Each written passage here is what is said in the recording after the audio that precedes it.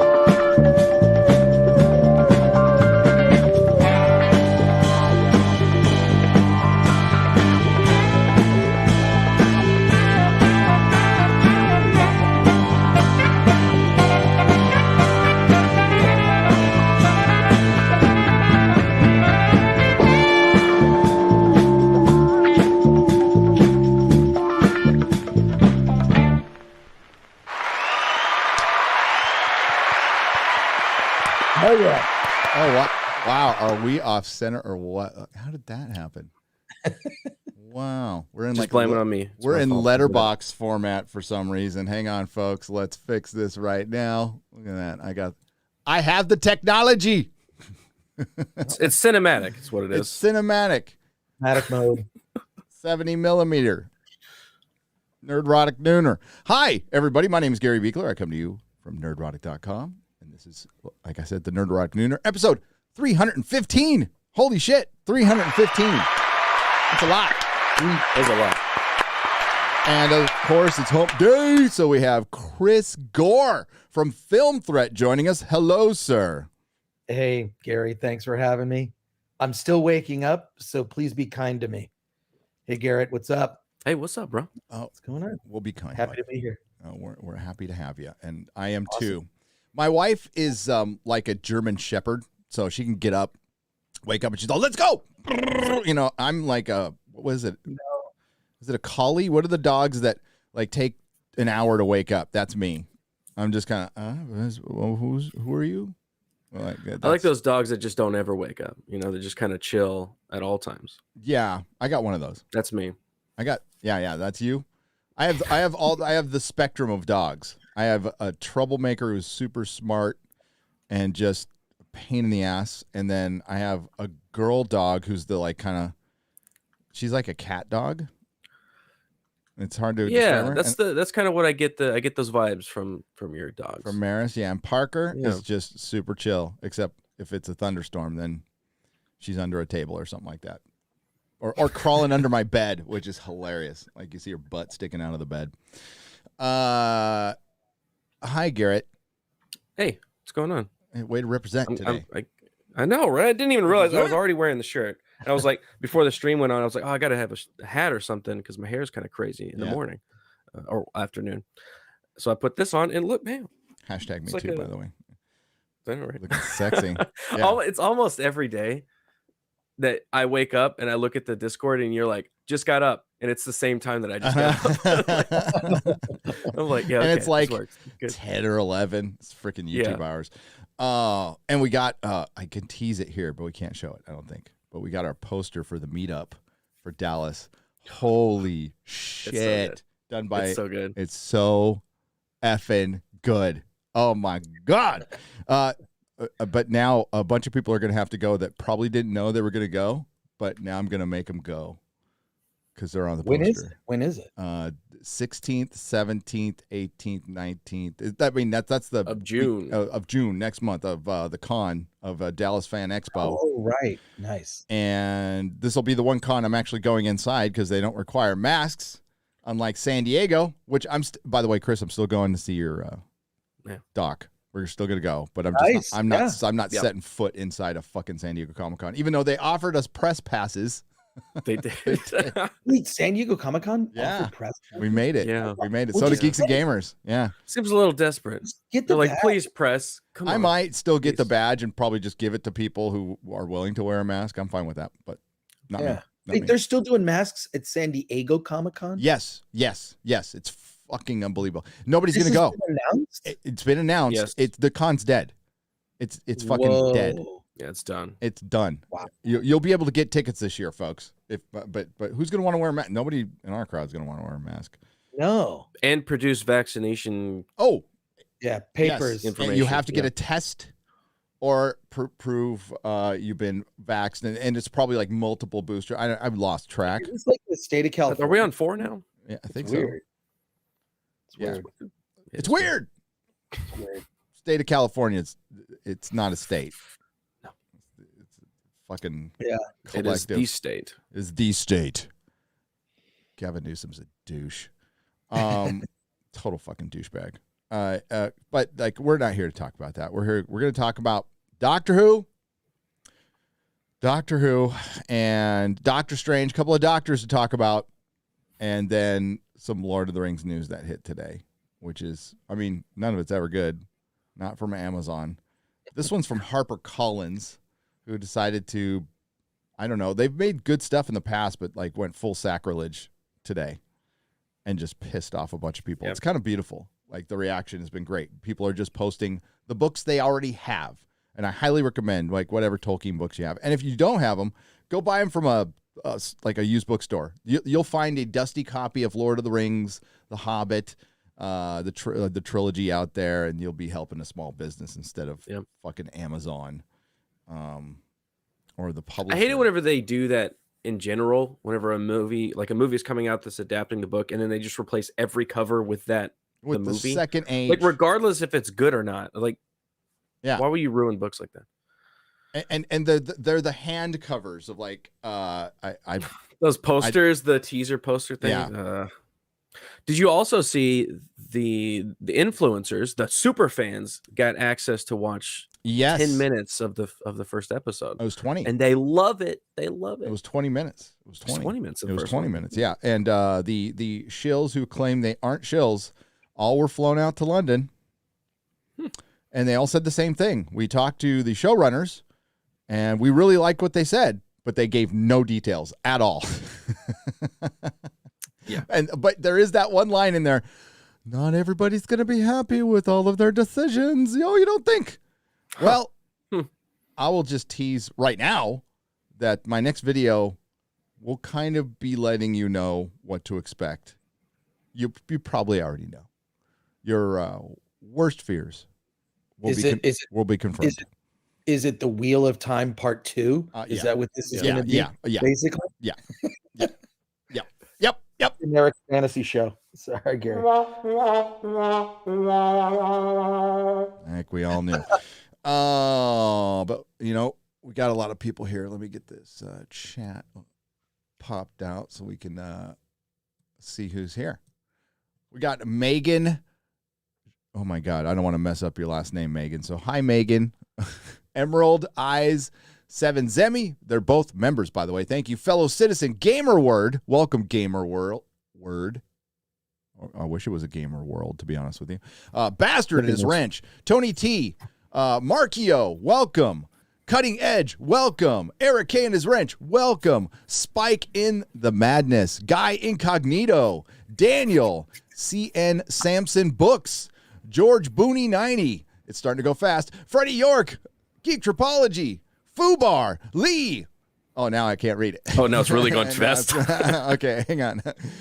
Russian Bob, Uncle Remus, Hot Coffee, Dan Hans, Tyler Shelton, Slain Hope. Tell me about it. Tell me about it. Lance Johnson and Western Civilization, the thing we're trying to protect. Welcome.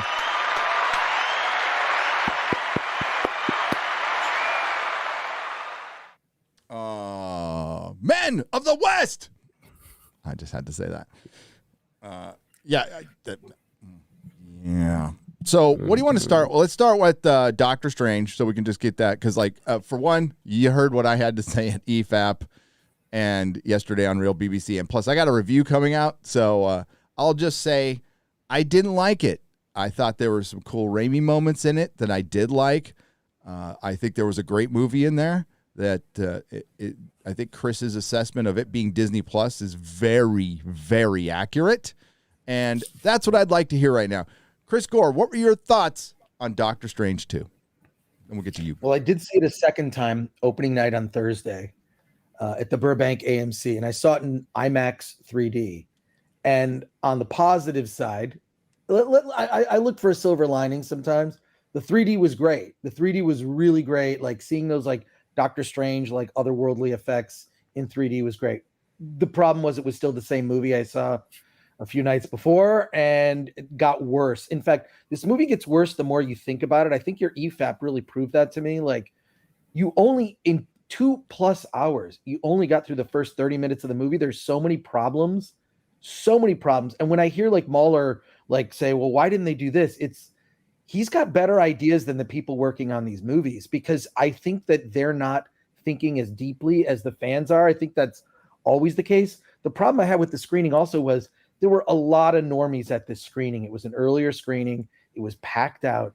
And, you know, it's in the middle of, it's not in Hollywood, but it's like the industry, right? So there were a lot of people there, and they seem to love it. And they seem to be very much, you know, anything that was sort of a Disney Plus reference was an applause break. And I'm not down with I have to watch 3. I mean, this is the thing. People are kind of like mocking Avatar because the new Avatar trailer came out, which, by the way, like in one day surpassed all the views of the trailer for Star Wars: The Rise of Skywalker. I think it's just telling that normies really like. Oh, Avatar. it's normie nip. Yeah. It is. It's The normies love it, man.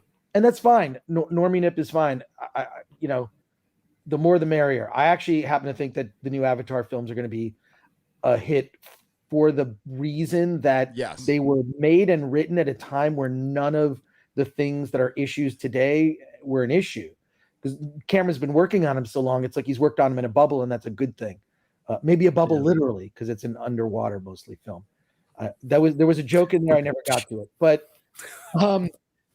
yeah, no, the movie has so many problems, and I think part of it is just like the burden of, you know, I can't see anyone dropping into this movie, even if you've only seen the first Doctor Strange and you see this movie, you're going to be completely confused. And there's no, I mean, the arc for Doctor Strange is the least interesting in the entire movie.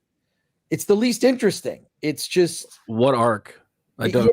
It's barely even an arc. You nailed it. It's like, what arc? Like, I want the movies. I'm tired of the shows that are called like, you know, Doctor Strange, you know, it's a Doctor Strange movie, or it's a Kenobi series. I'd like it to be about the title character, at least have them have the main arc, and cool side characters are cool. That's great. You know, the reason Boba Fett is so popular today, he had like 4 minutes of screen time. You know, being mysterious is interesting.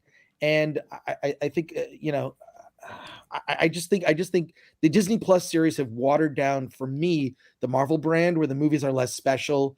And the fact that now you need to be up to speed, you have to have watched Disney Plus series, just makes me feel like this is like just the feature length at the movie theater version of a Disney Plus show. So I'm out.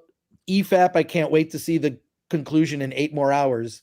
And it might get us take to that the long. Illuminati. The ending was so freaking convoluted unnecessarily, and the sort of lame. We know Wanda's not dead. I mean, that's dumb. It's like, you know.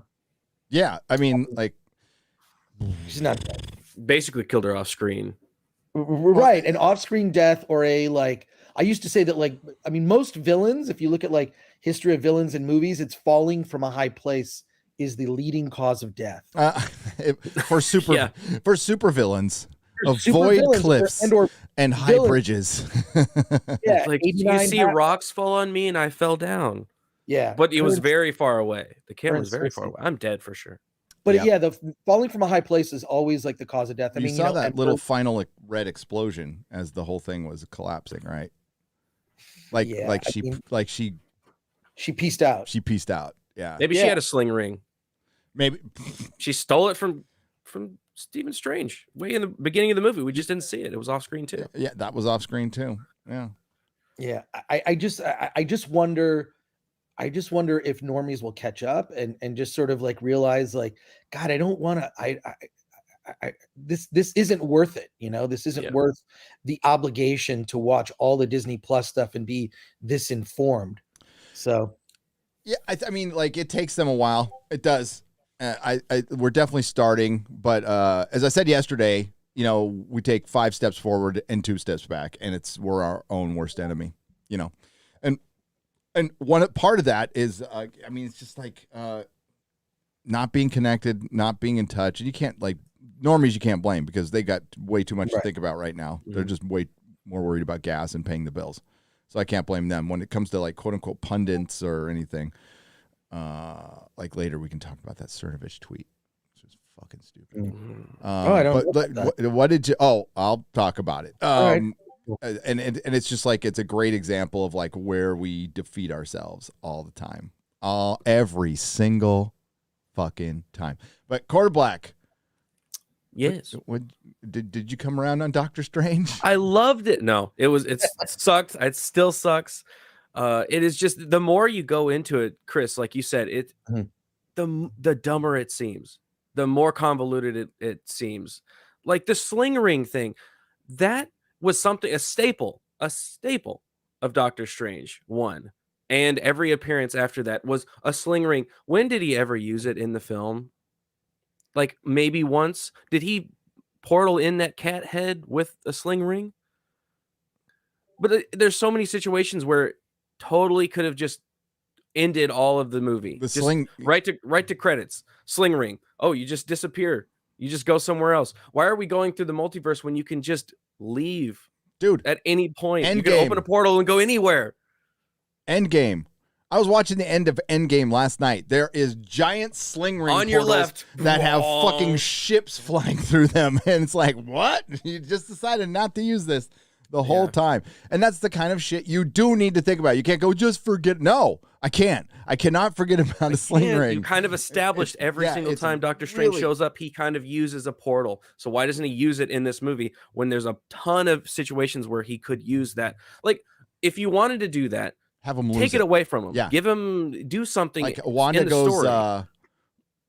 does a little hand signal and just like renders them obsolete, you know, just immediately. That's give me some. I mean, I still wouldn't be happy about that, but it's better than nothing. Him just not using any of these powers, and then all of the. I mean, he's a wizard that can do all kinds of things, and he just doesn't do them. Mm-hmm. And it makes it so convoluted, and then the issues compound on top of each other. Whenever you're like, wait, yeah, he can get out of this situation if he just uses one of the powers he's already demonstrated he can do earlier in the movie. So there's that. And then on top of that, there's the convoluted nature of the multiverse and how the MCU is already, they've painted themselves into this corner that they can't get out of. You start with the blip. That's an issue. Mm-hmm. Then it compounds on top of that when you do Loki. Now we have timelines also with blips.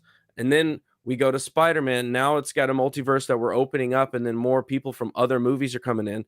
And now we're on top of this, but none of them, like you guys have said on Real BBC, none of those are connected to each other. They're all individual instances of like timeline breakage and convoluted storylines that they have to now navigate, but they can't navigate them because all the writers are horrible writers that have no experience.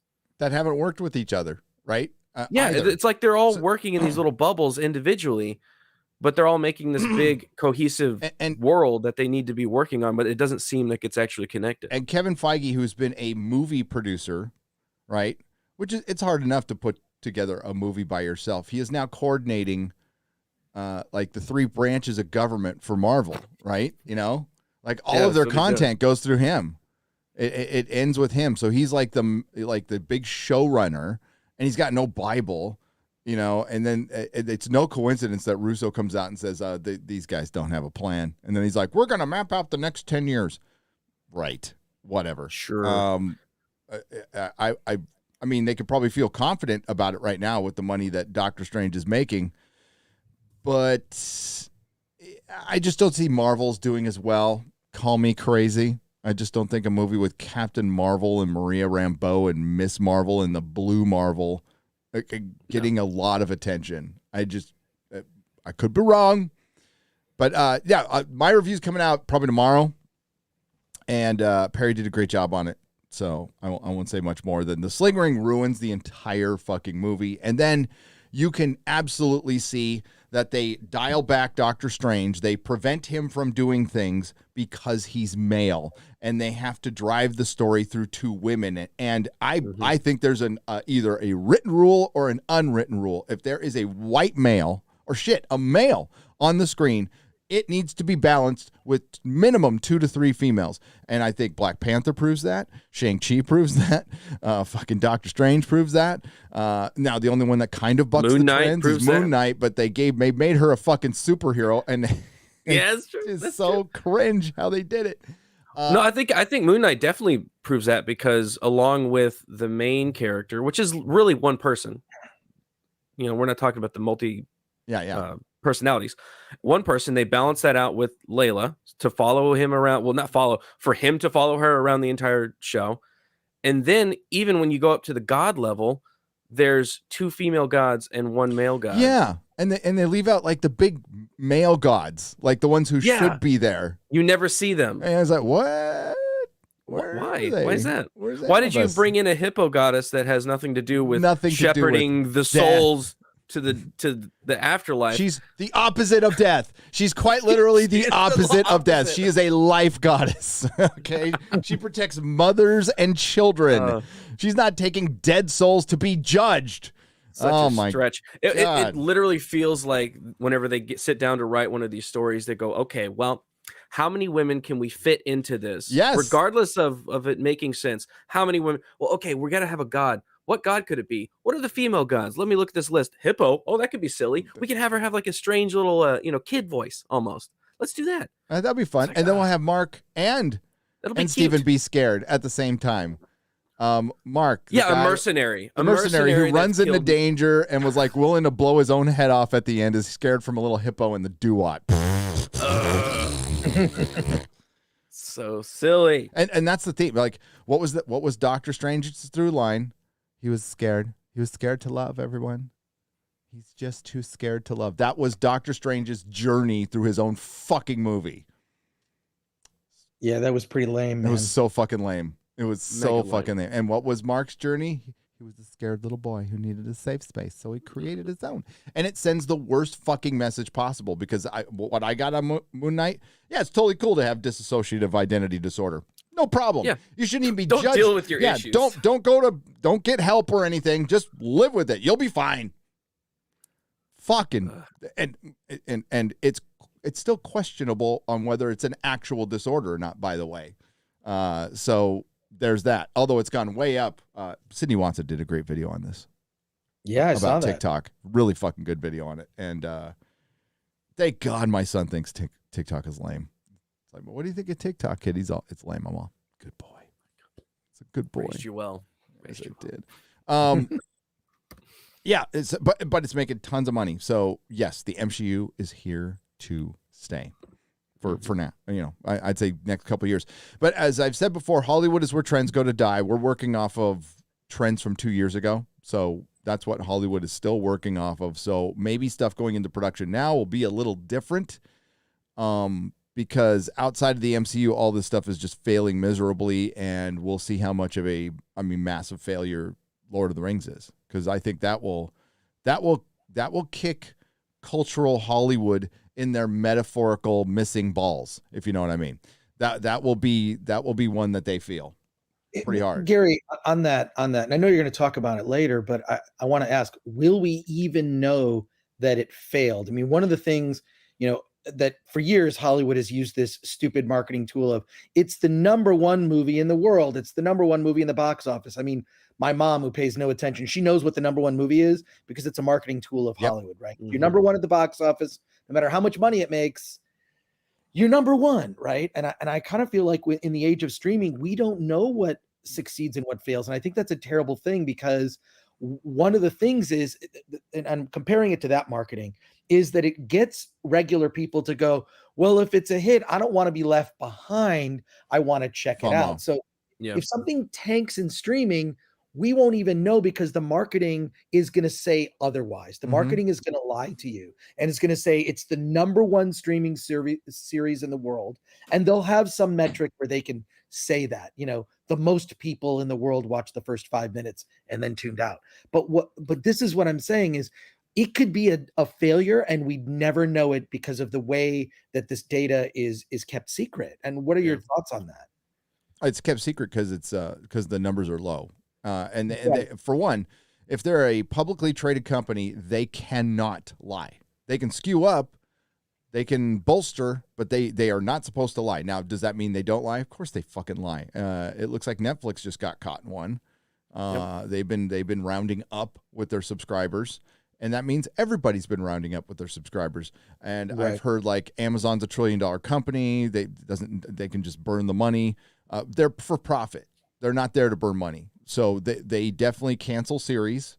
Otherwise, why would you ever cancel a series if you're Amazon? We should be on season 7 of The Tick right now. And why would you cancel The Expanse? It has a built-in fan base that's bigger than a lot of these shows that are still a built-in fan base that is bigger and much more passionate than Star Trek right now. And they canceled that. So yeah, Amazon didn't get where they are now by burning money. So it's going to hurt them. Will they tell us that it hurt them? No. Never. But I can tell you, and then hide that fact. I can tell you that they're not happy with the reaction. They're absolutely not happy with the reaction. They're getting killed in the public. So the things that you, Joe and Jill Public, can do is in your spare time, because you're busy, just look and see if it's like naturally trending on social media. Not these fucking sponsored trends. Sponsored trends won't give numbers on the bottom of like how many tweets something is getting. You'll see that a lot with Batwoman when it was around. There would be a sponsored trend. You'll know. Star Trek, Picard, Discovery never ever trend. Ever. Because not that many people watch them. It's a really low number. And I mean low, on the low end of CW numbers, on the very low end. Embarrassing. Yeah, embarrassingly bad. Otherwise, they'd tell you. It's like they came out and like they even said Picard at one point was like the 8th most watched show on their fucking streaming service. And the streaming services, by the way, the most watched shows are old shows. Friends, Office, that's the stuff that still gets watched the most. So I don't know why they don't lean into fucking sitcoms. Like, they're cheap, and I that's the one thing. Set up 3 cameras, get a laugh track going, and people, they eat that stuff up. Yeah, but instead you put like $10 million an episode in, or even more, in the stuff that people just clearly aren't watching, and it's ruining it. And then you alienate the people that would watch it. The people that would go watch it, you say that they're the toxic fans. Who are you advertising to here? And then you go out and you get influencers and pretend that they're the super fans. Yep. And you show them all the early stuff. And you get them into a video and you go, here's a script for you to read. It's all positive stuff about the show. Okay. So if you say anything negative, I'm going to have to cut that out. If you're confident in your work, invite somebody who's been critical. Doesn't have to be me. Just invite 2 people who have been critical. Right. And see what happens.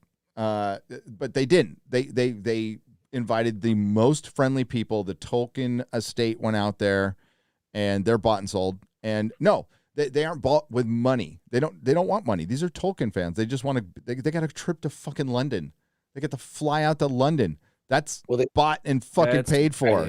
Yeah, I guarantee they got per diem, which is kind of like it's like a day rate that you get paid, and it's also different. No, you get paid. It's supposed to be for like inconsequential expenses, like lunch, tips, whatever. And it varies by city. And when I used to go to junkets for G4, they'd send me off to do a junket for like The Tourist, starring Johnny Depp and Angelina Jolie. That actually happened. Yes, I went to Paris for that, and they give you and they literally will give you an envelope of cash, and if you're in another country, it's that country's cash. It's just how is that not bribery? How is that not bribery? Like, you invite reviewers over and you go, here's a wad of cash. It's not to say anything good about our show. Exactly. But I was working for G4, so it's like my job was to cover those junkets, come up with dumb questions, and I mean, all I can say is Johnny Depp, coolest, nicest guy. You can tell the crew, you can tell like in the room, like what the crew thinks, and they love him, and he totally smelled like weed and was high. Oh yeah. So nice. Well, which is made me love him more, He Made me moved love to him more. France. Then To be Angelina expected. Jolie. He moved to France. Yeah, Angelina Jolie is great. But anyways, but what I'm saying is that they will fly you out. It's all expenses paid. They pick you up with a driver. It's like you're treated like a celebrity in a sense. I mean, I was being paid by G4, and that was my job to do that. And I wasn't the only one who did junkets. Allison Hayslip did stuff like that. But there is sort of if it's sort of baseline level, and then everything in the hotel room is free. So the mini bar, everything, it's just like, it's just charged every charge you just charge to the room, and then the company pays. So I guarantee Amazon, and while it's not said directly, you are effectively buying their positive coverage. That's true. It's across the board. It's for every junket. That's why you shouldn't pay attention or with any seriousness. And this happens a lot in like this happened recently with the Galactic Star Cruiser Hotel, the Star Wars thing. It's like people flew in. Not only were they, treated to this thing, they got a $6,000 experience for zero. So of course, how could they not love it? And there were a few things you could see, you could read between the lines how it was not great, but that's how you kind of buy the media. And it's cheap. It's cheap. It's It's really so cheap. fucking cheap. Their credibility comes at an astonishingly low price. That's why I am forever fine watching it with my fellow plebs. We'll just watch it when the thing comes out. I'll let you know. I don't need to see that shit early ever. I don't care. Well, I get into stuff early, Gary, as you know, like just because I'm here and I've been around the industry as a fucking old fossil, I'm just on these lists and I don't know how. So, but there's certain ones like Disney, I don't always get to go to stuff. I'm usually someone's plus one, but I know enough people which I'll be someone's plus one. I don't care. Having said that, I have to see a movie in a theater with a paying audience. That's the most honest reaction. Yep. It's the most honest reaction. So, on that note, I saw the new Top Gun. We can talk about it later. I don't want to derail the nooner. I don't feel, because when you asked me to do this, I was like, I just don't want to break the show. I don't want to ruin the show. I'm not Lofty Pixels. I don't want to ruin the show I'm on. You're not. You're not. We don't go in directions. We just kind of talk for a couple of hours, and that's kind of how it goes. Yeah. Hey guys, stick to the script. You wrote a script for this. Right. Stop. Get on track. I don't even write scripts for my videos. When I write scripts for my live streams. But I'm really curious when this coverage of the seeing 20 minutes, which there's no reason they should have. First of all, why did they not see the entire episode? Why did they not see the first 3 episodes? The fact that they only showed them 20 minutes of clips tells something right there. The fact that they had to be flown in and not given a screener, they didn't need to be flown in. Here's your Amazon screener, backlink, whatever. Watch the 20 minutes, do a reaction video. And the fact that they're not reaching out to like the real sites, is telling to me, who are these curated people? And wasn't some other YouTuber, and Gary, I know you gave them credit, like did an investigation of like these other people's channels, and they're all like really small. This brew. Yeah. They're not. Yeah. This is manufactured. They don't talk about Lord of the Rings. They had the right skin color. They had the right skin color. That was it. That's why they were picked. And they talk about books. One of them's a fucking Harry Potter TikToker. That exists. Harry Potter's like Lord of the Rings. They got wizards. That's who's making fucking Lord of the Rings right now. Oh. Well, it's clearly the marketing department has an idea of how to sell this and buy positivity with normies. I don't think that kind of thing works on people like us or anyone watching. Because if you're watching this, you're probably someone who thinks a little more deeply about stuff like this, but yeah, with normies, that they're going after normies. They're not going after us. No, they're not going after hardcore fans or even people who know about Lord of the Rings, which I think is gonna, which I believe that is going to influence the opinions of others. Because when I do not profess to be a Lord of the Rings expert. I'm a fan of the movies. So I look to people who know more about it than myself, like you, Gary, to tell me, is this authentic? And it seems like it's not. But my concern is just the way that this stuff is sold. It's sold based on a lie, which is it's a hit, because I promise you they were already getting, like even with Doctor Strange, right? There was before Friday, there were like, there was a new trailer that just had the quotes You know, they've got those floating quotes in the air about how great it was because they just got enough. They were taking social reactions from Twitter or from early reviews. And of course, you know, just curating the positive stuff. And that's what's going to happen here. So I don't believe any of that stuff at all. No. And I will get you to one. Here we go. That is Sean Gunner from the Tolkien Society, for which I am a member, and I forgot. I totally forgot I'm a member of the Tolkien Society. Paying member. I got a little card and everything. I found it when I was moving. I was like, oh, what the fuck? Oh, shit. I'm a member of the Tolkien Society. Sell out. Gary's a sellout. Show. Oops. Fuck. I didn't want to put that. They should have flown you out there. What the heck? This is why Garrett's got to be doing these articles. Okay. I met with the team behind the Rings of Power. They love Tolkien. They love Tolkien. This is from the Tolkien Society. Okay. Last week, I was invited to London to get an exclusive glimpse at Amazon's forthcoming series, The Lord of the Rings of Power, which will premiere on Amazon on Friday 2nd September this year. So I just want to point out again that Hobbit Day is the 22nd. That's Bilbo and Frodo's birthday. And I do believe the day of the party in Lord of the Rings is Thursday. It's Thursday, September 22nd. This September 22nd here in 2022 is a Thursday. Like, why in the fuck wouldn't you release it on that day? Unless you didn't know. Unless you didn't fucking know. They want to release it on a Friday. Friday's a terrible day to release a TV show. It's a terrible day. That used to be, remember, Chris, back in the broadcast days, that used to be where, other than X-Files, that's where shows went to die.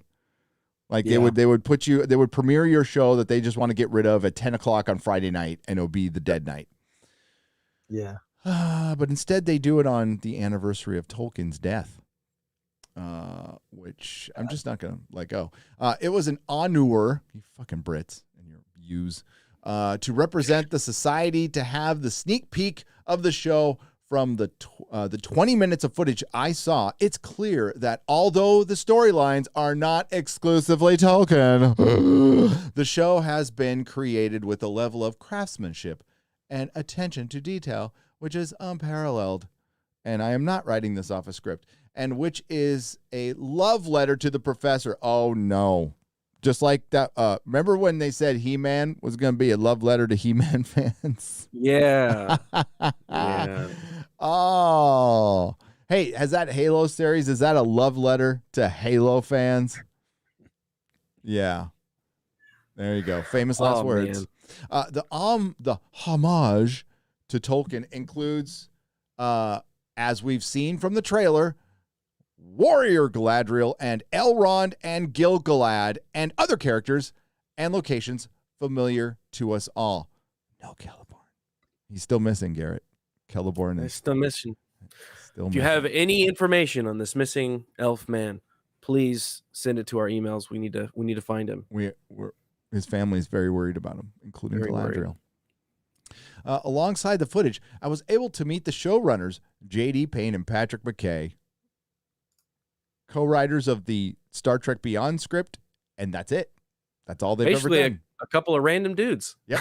Like, they have no experience. They're not, like, they've only done one movie, and that movie wasn't good. Yeah, I did not like Star Trek Beyond.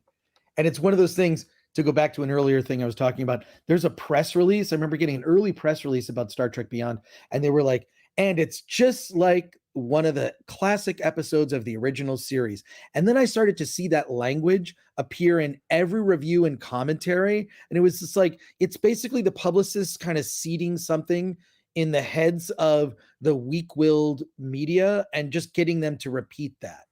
So, yep. Yeah. Oh, and on that, on Sean Gunner's post on Twitter, you can't reply unless you're. It says, oh no! He cut off. Who can reply? People Sean Gunner mentioned can only reply. So your big promotion for Lord of the Rings, and you don't put replies on your tweet. What does that tell you? Well, I'll show that. Kill the interactions. I'll show that a little later. Holy shit. Oh, yeah. Yes, there's a Lord of the Rings video coming, folks. Yeah.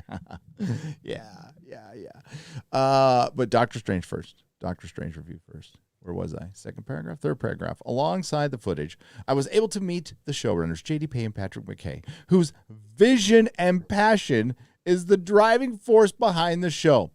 What they are seeking to do is to fill in the gaps in Middle Earth, that expanse of the Second Age where we know very little of what happens. Fall of Numenor? It's little. Fall of Numenor. Oh, I'm sorry. Forging of the Rings of Power, Fall of Numenor, Lead Up, and the Battle of the Last Alliance. That is like the three basic bitch things from the Second Age that you could individually do multiple shows on. Fucking no, what? We got to make up a bunch of new characters and new scenarios. Yep, no. Got to fill in those gaps. I mean, like one of those events ended in age. Not a big deal. Just very little. Who cares? It's not enough characters, too. Really, like, Tolkien. He just basically said, Second Age, shit happened, J.R.R. Tolkien. Peace! I'm out. Why are... fucking motherfucking... Where was I? Second Age, where we know very little happens. They are going to provide us with the ideas of what could have happened. Well, obviously the racial genocide within all the other races. So the races within the races, there's some sort of genocide. Who commits that? I don't know. What was the world like in this time? Well, it was very different because it's over a period of 3,500 years. So it started out pretty bad because it was right after the War of Wrath. So everything was kind of spread out and a lot of people were kind of dead. But there you go. Who are the key people? Well, you mean hobbits, which we aren't supposed to mention, or wizards, which aren't supposed to be there? How about the key elves? Because there's a lot of elves in the Second Age doing a lot of elven things. There's a lot of Numenorians. Those are people doing a lot of things. And why did they want the Rings of Power? They didn't know they wanted the Rings of Power until they were made. And you literally just watched the opening of Lord of the Rings. Yes. It seems like these people have not even done that. No. Have not even watched the opening crawl of how the rings were formed, why they were formed, and what happened. Remember the super fan simple who said, "Why are we fighting? Why is everybody fighting?" We're gonna find out why he made the rings. Like, I don't know. Maybe you're too busy looking for your fucking disability in a fucking movie to identify with to actually listen to the story. My God. Nobody has astigmatism in Lord of the Rings. I can't identify with it at all. What was the world like at this time? Who are the key people, and why did they want the Rings of Power? Oh my God. This is a story and this is the fucking Tolkien Society. This is the Tolkien Society. This is a story which is familiar to us all in the Tolkien community. Good and evil, friendship and fellowship, and ultimately love and death. So you really don't want to tell us what this thing's about, do you? No. You really don't want to tell us about. Why go see the 20 minutes of footage if you're not going to tell us what's in the footage? Galadriel's in the footage. For decades, fans have wondered what was happening in Middle Earth during the Second Age. There were a lot of books. Yeah, I think there's some books. I don't think we're wondering about what's going on. Yeah, there might have been some gaps, but I wasn't like, gosh, dang it. I want to know what happened in I know what happened in the 16th. I was about to say 1600 years, but that's when that was the forging of the Rings of Power. So we'll say 2100. That was a king of Numenor. Or was it a queen? I can't remember. And if I did want to know anything about, I'd read the books. In betweens, I would read Tolkien, and I'd want Tolkien to tell me, not two showrunners that have no experience. But guess what? One of the books you would read, they don't have rights to.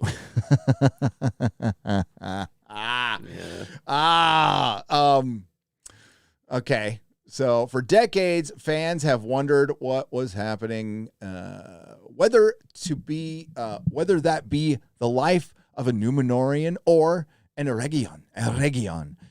What the history of the hobbits before they suddenly pop up in the histories of Middle Earth, and who are the people in the south and the north and the east of Middle Earth. I like how they threw in the north and like later there, but you know what they wanted to say. They wanted to say diversity, and they didn't. Amazon has already confirmed the involvement and oversight from the Tolkien family in the Rings of Power. Okay, who are the descendants of Christopher Tolkien? Like, who are the grandkids, the great grandkids? Because these are the people in charge. Well, their interviews are out there. You can go find them. They seem like fine people. They don't seem like Christopher. We'll just say that. Like one of the dudes, I think worked like post-production or something in Hollywood for a minute. And it looked like he's like kind of a trust fund kid who got bored with his job that he was given in a year. That's the Tolkien estate right now. Not thinking they're the guardians of their grandfathers and fathers' legacy. Just saying. Might be going out on a limb. If you offer, I mean, you gave the Tolkien family $250 million. I'm guessing they're going to be on board. Oh my God, here's the word community too. Amazon has already confirmed the involvement of the Tolkien family in the Rings of Power, and this was repeated when we chatted in conversation. They were able to quote freely from both the appendices to the Lord of the Rings and the letters, which is very key, which I haven't heard before, that they're going to like put shit from the letters. So this Did they buy the rights to those? Did they buy the rights to those? Well, yeah, I think they did, because this deal is directly through the Tolkien estate. They circumvented the Saul Zaentz company, which means they cannot touch certain things. So the letters could be anything. So they could, and they'll go back and go, well, in this letter, they can twist this. I said that they're going to twist this in Amazon's favor as much as humanly possible. Instead of, I don't know, buy the rights from Saul Zaentz and just adapt something properly. But no, it is very important for Amazon to use Tolkien as their platform, which they are doing. Not to tell stories. And quickly, like, why is this shit important to us? Why is this all important to us? Narrative, story. Story is a thing that human beings invented thousands of years ago. Some guy, some gal invented the story, invented the narrative, and it is an instrumental part in our lives, right?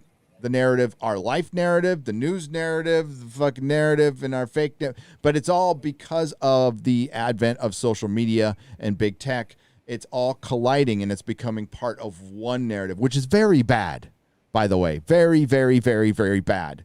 So that's why we're like, hey, so these things that used to be innocent and fun, like fandom, have been corrupted, poisoned, diseased. They're now dying of cancer because of the narrative. The narrative that's being injected into Tolkien's very established narrative. And there's a beautiful innocence to Lord of the Rings. That's why so many people love it. And they're destroying that. They're pulverizing it. Yeah. It's disgusting. Well, stories are so important to our to mankind because they're a way to teach people things. Like all the way back to when we were sitting around a campfire telling stories to each other. They're all stories about people doing stuff, how to overcome certain situations, what not to do, what to do. Imparting knowledge is what a story is. And I think these people, the narrative weavers now, they've taken that and they're manipulating it, they're corrupting it, they're using it to tell their stories, to mold our perception of what life is and what morality is. And like we've seen in so many stories these days, like WandaVision, we'll go back to that. The morality in WandaVision is so far off to what it should be. Like, they'll never know what you sacrifice. She enslaved thousands of people, and I'm supposed to feel sorry for her? No, that's not what you're supposed to do. So that's what they've done now, is they're taking all of these properties that we love, and they're just quintessential stories about hope or about bravery, about justice, and they're taking these stories and then making them perverted into these agenda-driven platforms. Like you always say, they're using them as platforms and not a way to impart knowledge. And that's why we hate it. All the things that are happening right now. It's not just because it's bad, which is also a thing. I hate, Star Wars because it's so bad these days, but it's also, I hate it because it's lost the meaning behind Star Wars. The meaning of Star Wars is not laser fights. It's not explosions in space. It's not the Death Star. It's Luke Skywalker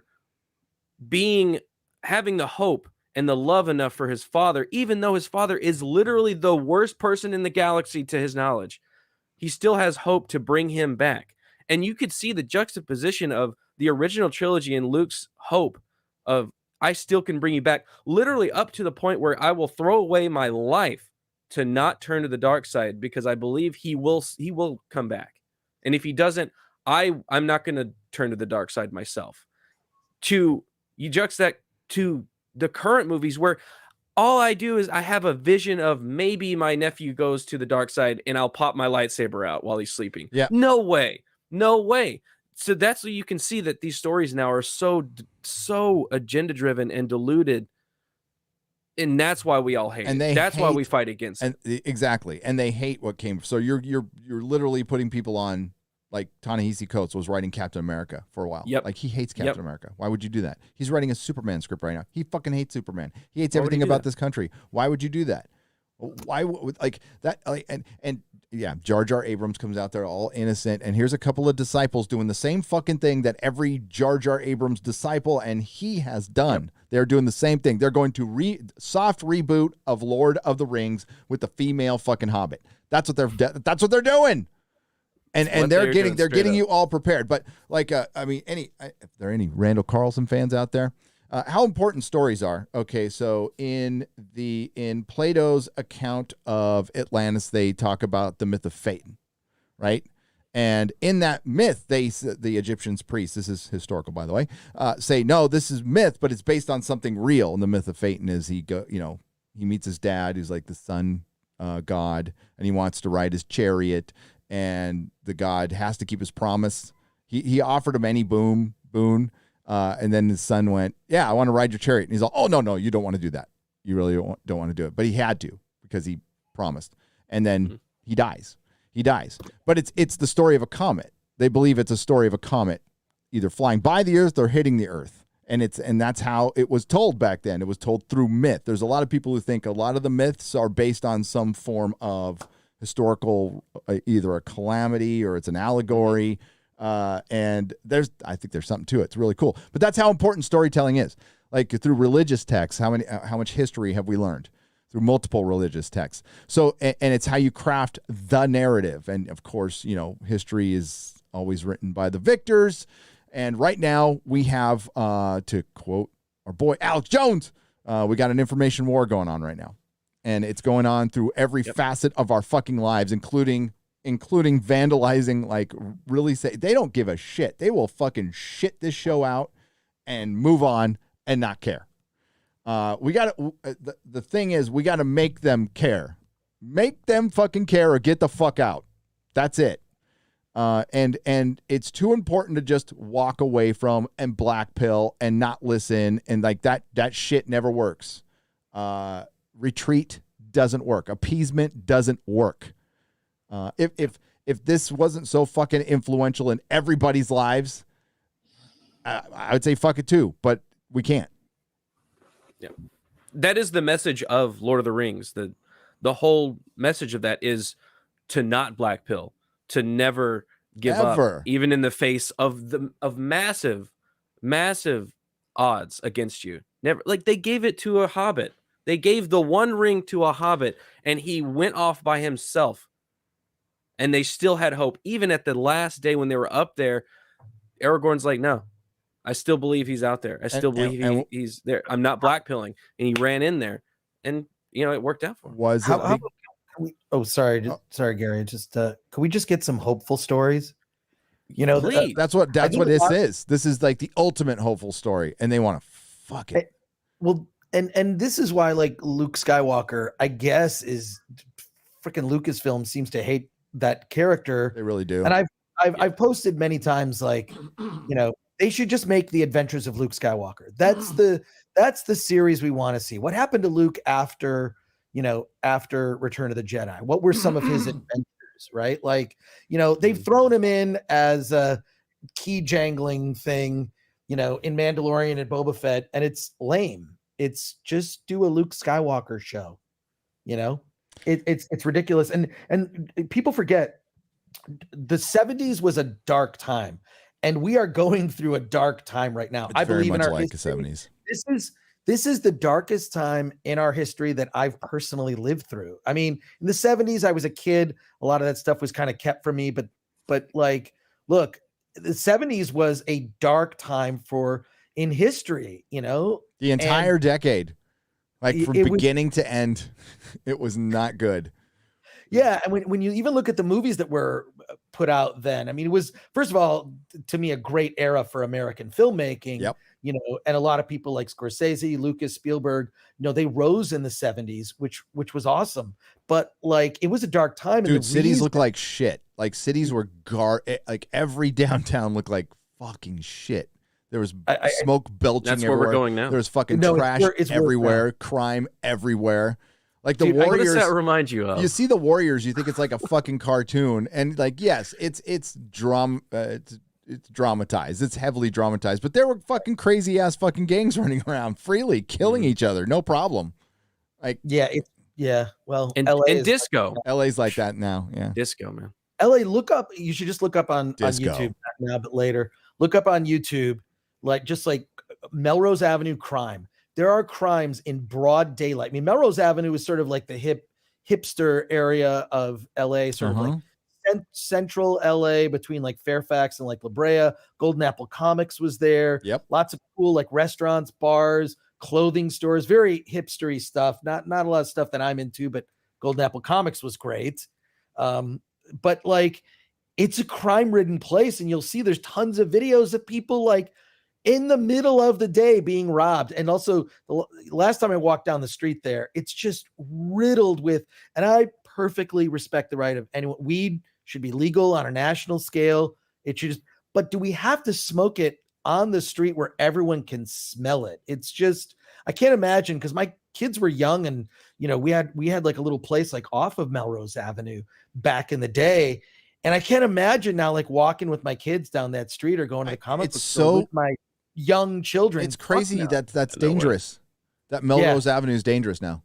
Like, it's a dangerous area, like crime, and then the tent cities, and just like it's just weird. It's like third world country, like the wealthiest of the wealthy in Beverly Hills and parts of Sunset and other things, and then pockets, and then you go to just garbage humans on the street, just sitting there smoking weed, open drug market, just everywhere. It's just, LA is a shit show. Now, I am nestled in Pasadena, just outside of that nonsense, and it hasn't really hit here, It will. If it hit Melrose, dude. Yeah. If it hit Melrose, it's gonna hit there.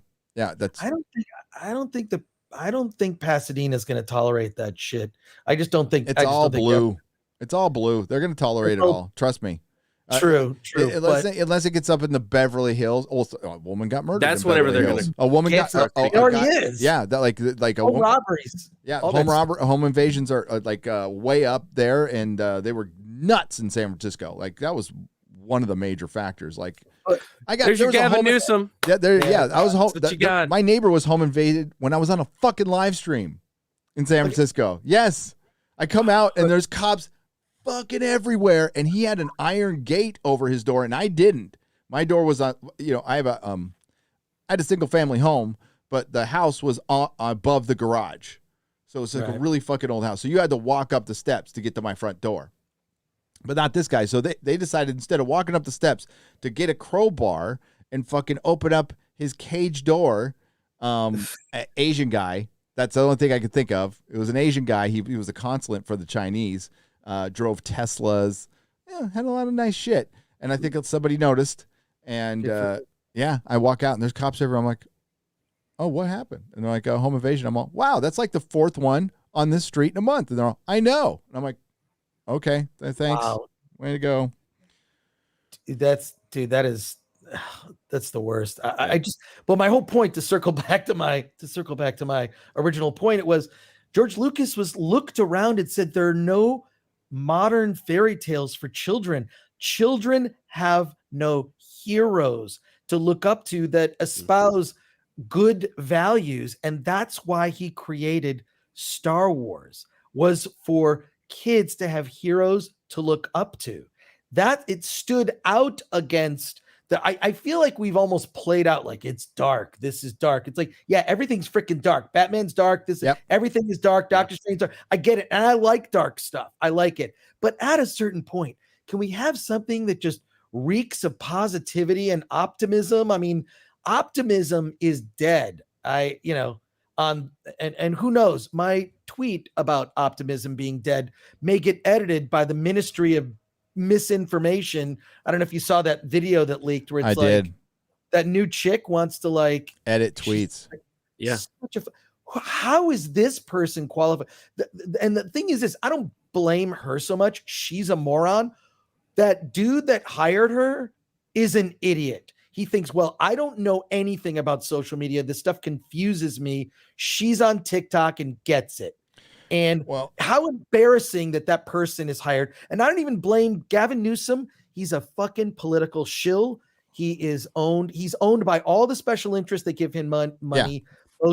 Most prominently the medical industry and big pharma. That's just sort of like, it's obvious. The French Laundry wasn't some friend's birthday party. He was there with big pharma folks. His dad not wearing a mask. They're laughing amongst themselves. I don't want to get his dad was a lawyer for the Getty family, and his dad bought him a business, by the way, that was absolutely didn't get affected by COVID at all. Amazingly enough. So weird. He is the quintessential corrupt politician that has nice hair, and people call him Daddy Gavin because there's a bunch of fucking retards in California. But we'll get back to this. But my point about him is I don't even blame Gavin, because it's sort of like a snake is a snake. You're going to be upset with a snake when it bites you. Snakes bite, right? But here's who I'm most upset with. Our local media. I used to read the LA Weekly. The people voting him in. That's who I'm upset with. They know what they're getting. The voters. That's it. The voters are to blame. The voters can go out and get informed. I'm tired of this uninformed shit. Fuck that. I'm going to go get informed. What's the one lesson we've learned over the last fucking 2 years? That we've been asleep at the fucking wheel. This is on us. This is on us. We need to do more to keep dicks like Gavin Newsom and stop being lazy at the fucking voting. I mean, shit. Yeah. They've infiltrated everything. We turned our back. We turned a blind eye to the fucking education, to every system, to Hollywood. We walked away. Look what happened. We got to take responsibility. I'll take responsibility. And when I go to vote, I'm going to know everything about motherfucker who's lording over me. I want to know where they walk their fucking dog. Everything. I want to know absolutely everything about them. And it's got to be, they have to have the interest in like my general area first and this country first, period. And anything other than that, fuck that. I'm not fucking voting for him. I'm not going to be some lazy. I'm not just going to blow. Daddy Gavin's got nice fucking hair. So fucking what? He used to be married to Kimberly Guilfoyle, right? To tell you how fucking incestuous this whole fucking thing is, Kimberly Guilfoyle, who's on Fox News, who's with Donald Trump Jr. right now. My wife used to know her. Used to fucking do her hair. She used to be married to fucking Gavin Newsom. So like that, like, the guy's got no soul. He's got no fucking position. He's a fucking tool. Fuck that guy. We need, like, those people are killing our country. Well, Gary, let's not make fun of everyone with great hair. Just as someone myself I've been blessed with some pretty awesome hair. Yes. You'll see it on Fuck the you. Film Threat live. You'll see it on the Film Threat live stream later tonight. I'm going to be talking about a bunch of different movies, including Top Gun. But two things. I don't blame Gavin Newsom. He's a moron, right? Low information voters is a huge problem. But the other thing is our media has abandoned the people. The LA Times is just a shill for whatever the narrative and a shill for Gavin Newsom. And the LA Weekly, which I used to love, every city had its own alternative weekly, right? In Detroit, it was like the Metro Times and Orbit magazine. Every city kind of had there's one in Atlanta called Loafing the Donkey, or no, Creative Loafing that's another one. Like I used to get these because I loved alternative press, right? A Film Threat came from alternative press. And so I look at the LA Weekly, which would write like really great investigative journalistic stories that broke shit open. None of that exists now. Journalists are lazy and bought off, and it's because it doesn't pay to be bloggers anymore. And so it doesn't pay, number one. No. And number two, it's just so easy to find someone who can just be manipulated. It's unbelievable to me that I will watch Gavin Newsom press conferences. And I'm like, if I was there, I know the questions I would ask. I would ask very pointed questions, and none of those questions are asked. They're all pandering, or with regard to the French Laundry criticism, it's like that's these are like softballs where no one questions it. And I'm looking like, I grew up, and I know, Gary, you're Gen X like myself, question everything. That's a motto for life. Yeah. And for some reason, and no disrespect to Garrett, who I assume is a millennial, where did it become cool to just be, just comply to everything and just comply to the mainstream? Garrett, I know you're not like that. I don't know. I've always and not just to liked my defend millennials I don't like them. a little bit on this one. Gen X are the biggest fucking sellouts out there. Yeah. Well, all the rebels, all the fucking rebels who are just sucking state cock right now. It's disappointing. Yeah, it's disappointing. Flipped right over. Yeah, but it's concerning whenever you see even the independent, like you were saying, going into these places, and you don't hear any other voice, any other opinion. Like back in the day, I remember there was all kinds of different opinions. There was the mainstream opinion. There was an alternate right version of that. There was a left version of that. Then you'd have the independent kind of go against all of those at the same time. Now it's every single outlet is in a single direction. It's that meme. Yes. I hope you've seen that meme where it's the politician on stage, the media yelling at the politician with all of the people behind it. And now it's flipped where the politician is yelling at the people and the media is also yelling at the people. So it's like you can't even trust the media. No. Like you're saying, to be on our side. And that is literally their job. That's why they have the freedom of the press, is for the people. But now they've used the press as a big political arm and propaganda arm to just bolster. And they haven't been on our side for years. It's time to wake up to that. Okay. Yeah. It's not like this is new. This is a couple of decades old. Glad see people are coming around now that it's in the 11th hour of our society, and we're getting into like some pretty serious stuff. I'm not going to go. That's fucking nuts, man. Like people don't know what a civil war looks like. Then they just don't know. Although Star Trek said that January 6th was the second Civil War, which I'm going to cover someday. No. We'll talk about that someday. We can't talk about it today though. Back to Tolkien though, this is all part of this. And this is our one little way we can fight back. We can help. This show is going to destroy Tolkien. It is unquestionable at this point. And I'll just say, based on what I know, it's you'll have to wait and see. And trust me for now. But I'll talk about it very soon. We'll just say I'll be able to talk about it very, very soon, where we can discuss some deets. Let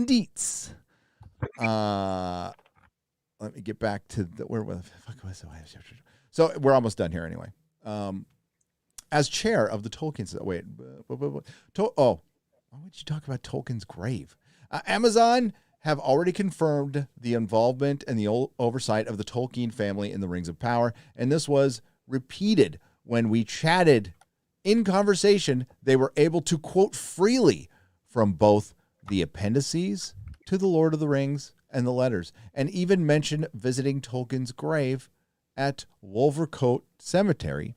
As people in the Tolkien community will know, this is a level of commitment that and interest that can't be simply be faked.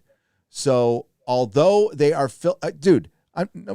even if they are committed, I know a lot of very committed ideological scientists and doctors. I think we saw them over the last couple of years. Committed. Are you committed to the message, your message or Tolkien's? That's what I want to know. Yeah. So although they are filling in the gaps in the histories of Arda, which is Middle Earth, by the way, it's the Elven word for it, we can be assured that they are doing this with love. Oh, really? So the Tolkien Society, who was flown out to London, shown 20 minutes of the film and had a chat, I'm assured. Okay, give me a quote. Give me a quote where they go, nope, all your fears, you guys are totally blowing this out of proportion. We're going word for word where we can. There will be nothing that will betray Tolkien's message. We are here to adapt Tolkien. I haven't heard that yet. I mean, Peter Jackson said it over and over again. I haven't heard this fucking once from these clowns. They haven't even done like a public interview, like a real public interview. Isn't that weird? Isn't that strange? Very strange. So with love, care, and affection, and with an attention to detail that comes from the involvement of the Tolkien estate. You mean the one that had Christopher Tolkien, who was preventing them from moving forward with production, and it only did after he died? That Tolkien estate? Okay. That's the one. As chair of the Tolkien Society, the same Tolkien Society that talked about transgenderism in Gondor last year. Tolkien Society. I am actually aware of what drives so many people to be inspired by Tolkien's works. In the world created with depth and devotion, with a wealth of characters that touch people's hearts. Speaking with the showrunners, I am convinced that they are the right people to adapt Tolkien's works, and if the entire community of Tolkien fans heard my conversations with them, I'm sure they would reach the same conclusion. But you're not going to share any of that conversation. We're just supposed to take your word, Mr. Tolkien Society, who was bought and paid for over a year ago. I loved what I heard from them, and I am bought into their vision and dedication. That's the way it's written.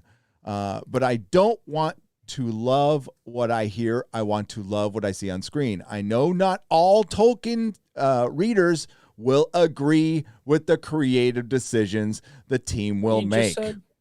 You just said that we would all come to that same conclusion, but then said that we wouldn't. But I am looking forward to to September with the hope and anticipation that we will see a TV show that we can all fall in love with, myself included.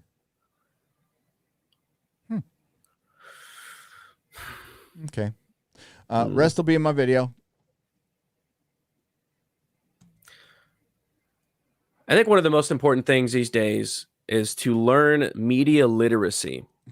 Media literacy is the form of literacy of reading something like that and being able to decipher the message behind that. All of that was, it's going to be great. Trust me, it's going to be great. You are going to love it. It's going to be great. That was all it was. There was no actual information in there. Trust me. Yeah. I am your conduit to knowledge and truth. Trust me, it's going to be good. Garrett, you're so dead on. When I was in college, we used to call it just become aware. Basically, just know that all the mainstream media is bullshit, and you should question all of it. Yep. And media literacy is a thing. It just what it is. It's sort of like those glasses in that movie They Live. Once you put those glasses on, you can't take them off. You can't unsee the world with those They Live glasses. That's what media literacy is, put simply. You know. Here it is. Here, okay, Mr. Tolkien Society chair. Amazon invited me to meet with the team behind LOTR and Prime. I fell in love with their vision. I know. I need to see that on screen. Check out my thoughts on the Tolkien Society website. So what does he do? Shuts down fucking comments. And then somebody comes out, dude, what makes you think you know better than the chair of the Tolkien Society about whatever this show will be faithful to Tolkien's work? Did you see the 20 minutes? Did you speak to the showrunner? Are you an expert fan? Don't buy into the shill nonsense. They were flown out to London and shown 20 minutes. And then told us fucking nothing except that we love it. This is Shill 101. Yep. Chris just finished explaining what it is. Yeah. Yeah. Unfortunately, I can't say it. I'm just going to say maybe some non-shills have seen it. Ba-da-ba-ba-dum-bum. Or, I don't know. Do I feel seen? Do you feel seen, Quarter Black? Do you feel seen, No. Chris Gore? I don't know if seen's the right word. I don't know if seen's the right word. We'll just say we'll leave it there. We'll leave it there. We'll just put it right there. Just put it right there. I'm gonna read some super chats and we're gonna talk about Doctor Who. Super duper duper duper duper duper duper duper duper. Here we go. Fucking A, man. Matthew Hammond for $5 is on donation side. Thank you for circumventing Mama Susan. Could we get Chris Gore to recommend a movie everyone watch and then you all discuss it in the week? That I think that would like a book club for movies. That might be a good idea. Yeah.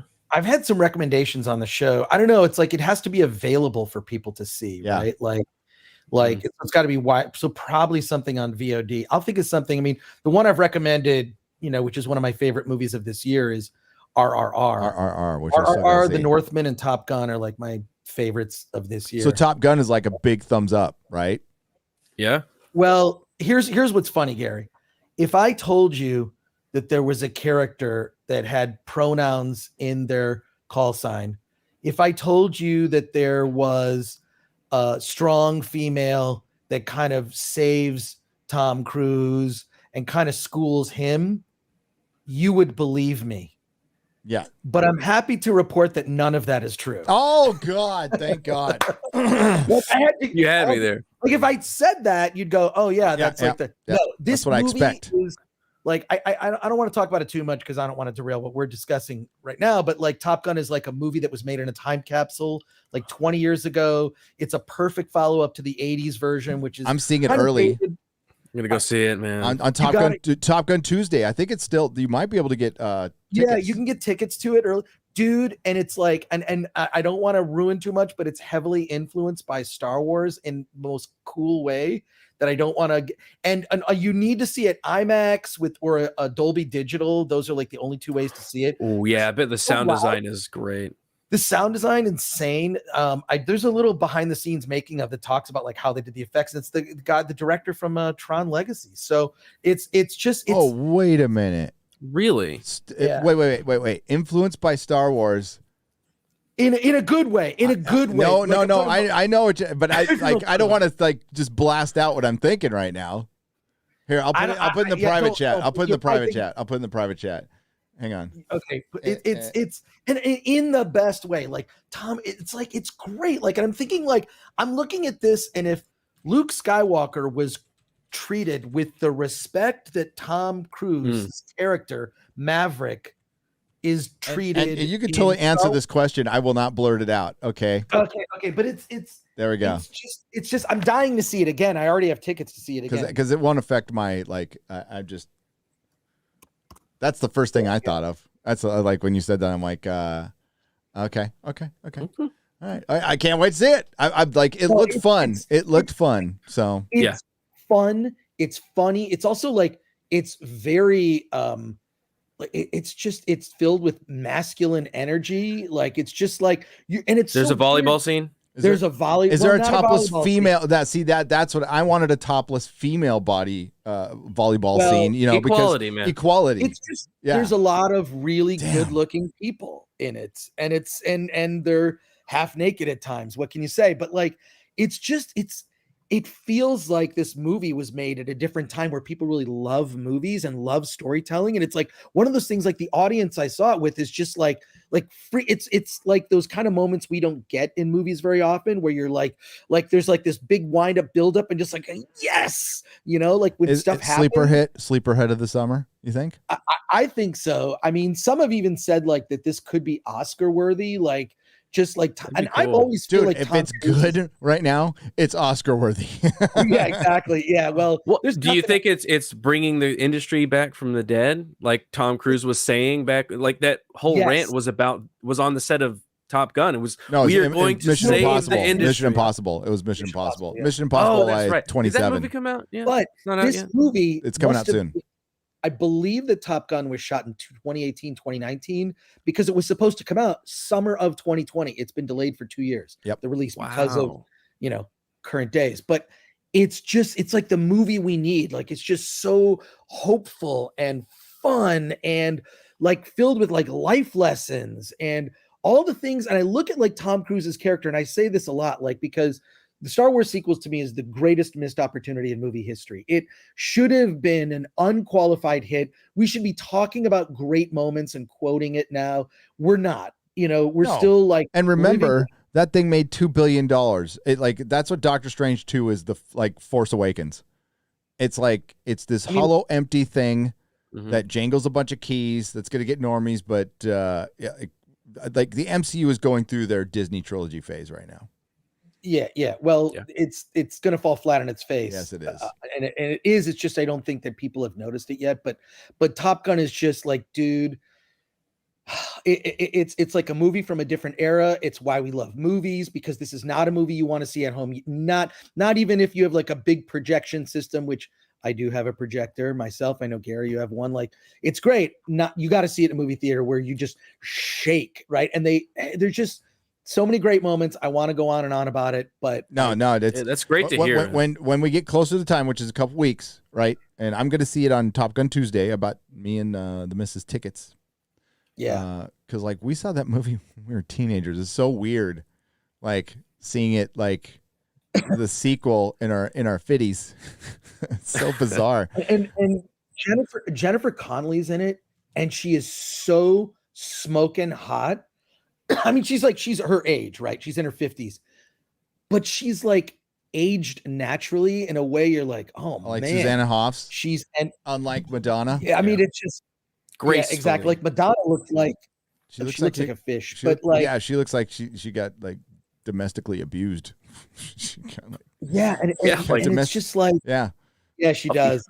Like, but like, God, Jennifer Connelly, you're like, oh my God. Like, it's just everything about this movie is just like, they got like right from the opening, the music, I'm getting chills thinking about it. I'm probably going to see it a couple more times. In fact, after the screening, I messaged Ryan Cannell. I said, dude, go see it right away. You can't miss this in a theater, IMAX. Cause I want to see like what someone military thinks. Like my son will even point out, like, cause he's a Marine, he'll point out like, oh, they got that wrong, or that's bullshit. No one will really act that way, or like whatever. I'm sure there's stuff. We liked it in San Diego because it was filmed in San Diego. Like a bunch of it was. So like, you could see him like riding his motorcycle up to Oceanside, and the house is right on the beach in Oceanside. So Tom Cruise is fucking short. We all know he's a little. He's a little manlet. You're gonna recognize a lot of places in it. I can't wait. It's actually, I mean, even though it isn't necessarily genre per se, it's a big summer movie, and I hope you guys talk about it on FNT. Because I think it's worth discussing. I saw Tom Cruise when he walked through Comic-Con that one time. Remember? Were you there when he walked the floor? Yeah, well, him and his bodyguards, like what? Yeah, they hold him up on their shoulders. That's how short he is. That's how you saw how short he is, like 5'7", my ass. It's like Worthington. We were talking about him yesterday. It's like I met him in a bar. It's like, that guy ain't 5'8". That guy ain't fucking 5'8". He barely came to my shoulder. And I'm not like 6'10". I'm not like X-Ray Girl. X-Ray Girl. Modalicious for $5 says Disney should ask Tibet if appeasing to China is a good idea. the country of Tibet, Modalicious. Thank you for the $5 Yeah. circumventing Susan. Bubba Doom for $5 says, this is a great conversation. I had to pull my truck over and let you fellas know this is great. Not going to watch The Searchers. Love you guys. We love you too. Thank you, Bubba Doom. Stay safe. Drive safe, by the way. Hail truckers. Hail to the truckers. Again, thank you for some of our rights returning, because it was all because of you guys. You guys made Trudeau look very, very bad. Yep. Made the state look very, very bad with your bouncy castles and your having fun protests that looked like, I almost wanted to go. I had FOMO from that protest. It looked fucking great. That was exactly how you do it. I hope we could pull that off here. Yeah. Just reminding everybody how important you are. Freedom is just how we function. And how the state can't fight fun. Like if you're out there having fun and smiling and not getting angry and not burning shit down, they can't. Like Trudeau didn't know what the fucking do. Like, so cancel Christmas. He did. He went full sheriff of Nottingham, and he canceled fucking bank accounts, and like even like EU people were calling him out. Yeah. So thank you, Canadian truckers. We're eternally grateful. Hell. And all truckers, by the way. You guys are rad. And gals. There's gals out there too. Like truck Apple Emmy's Minion and Truck Dog. Usually I give Truck Dog top billing. Test site for $5. Even if you don't, I still love the show. But you can you three please publish a sword and sorcery cyberpunk 80s graphic novel? I'd love to.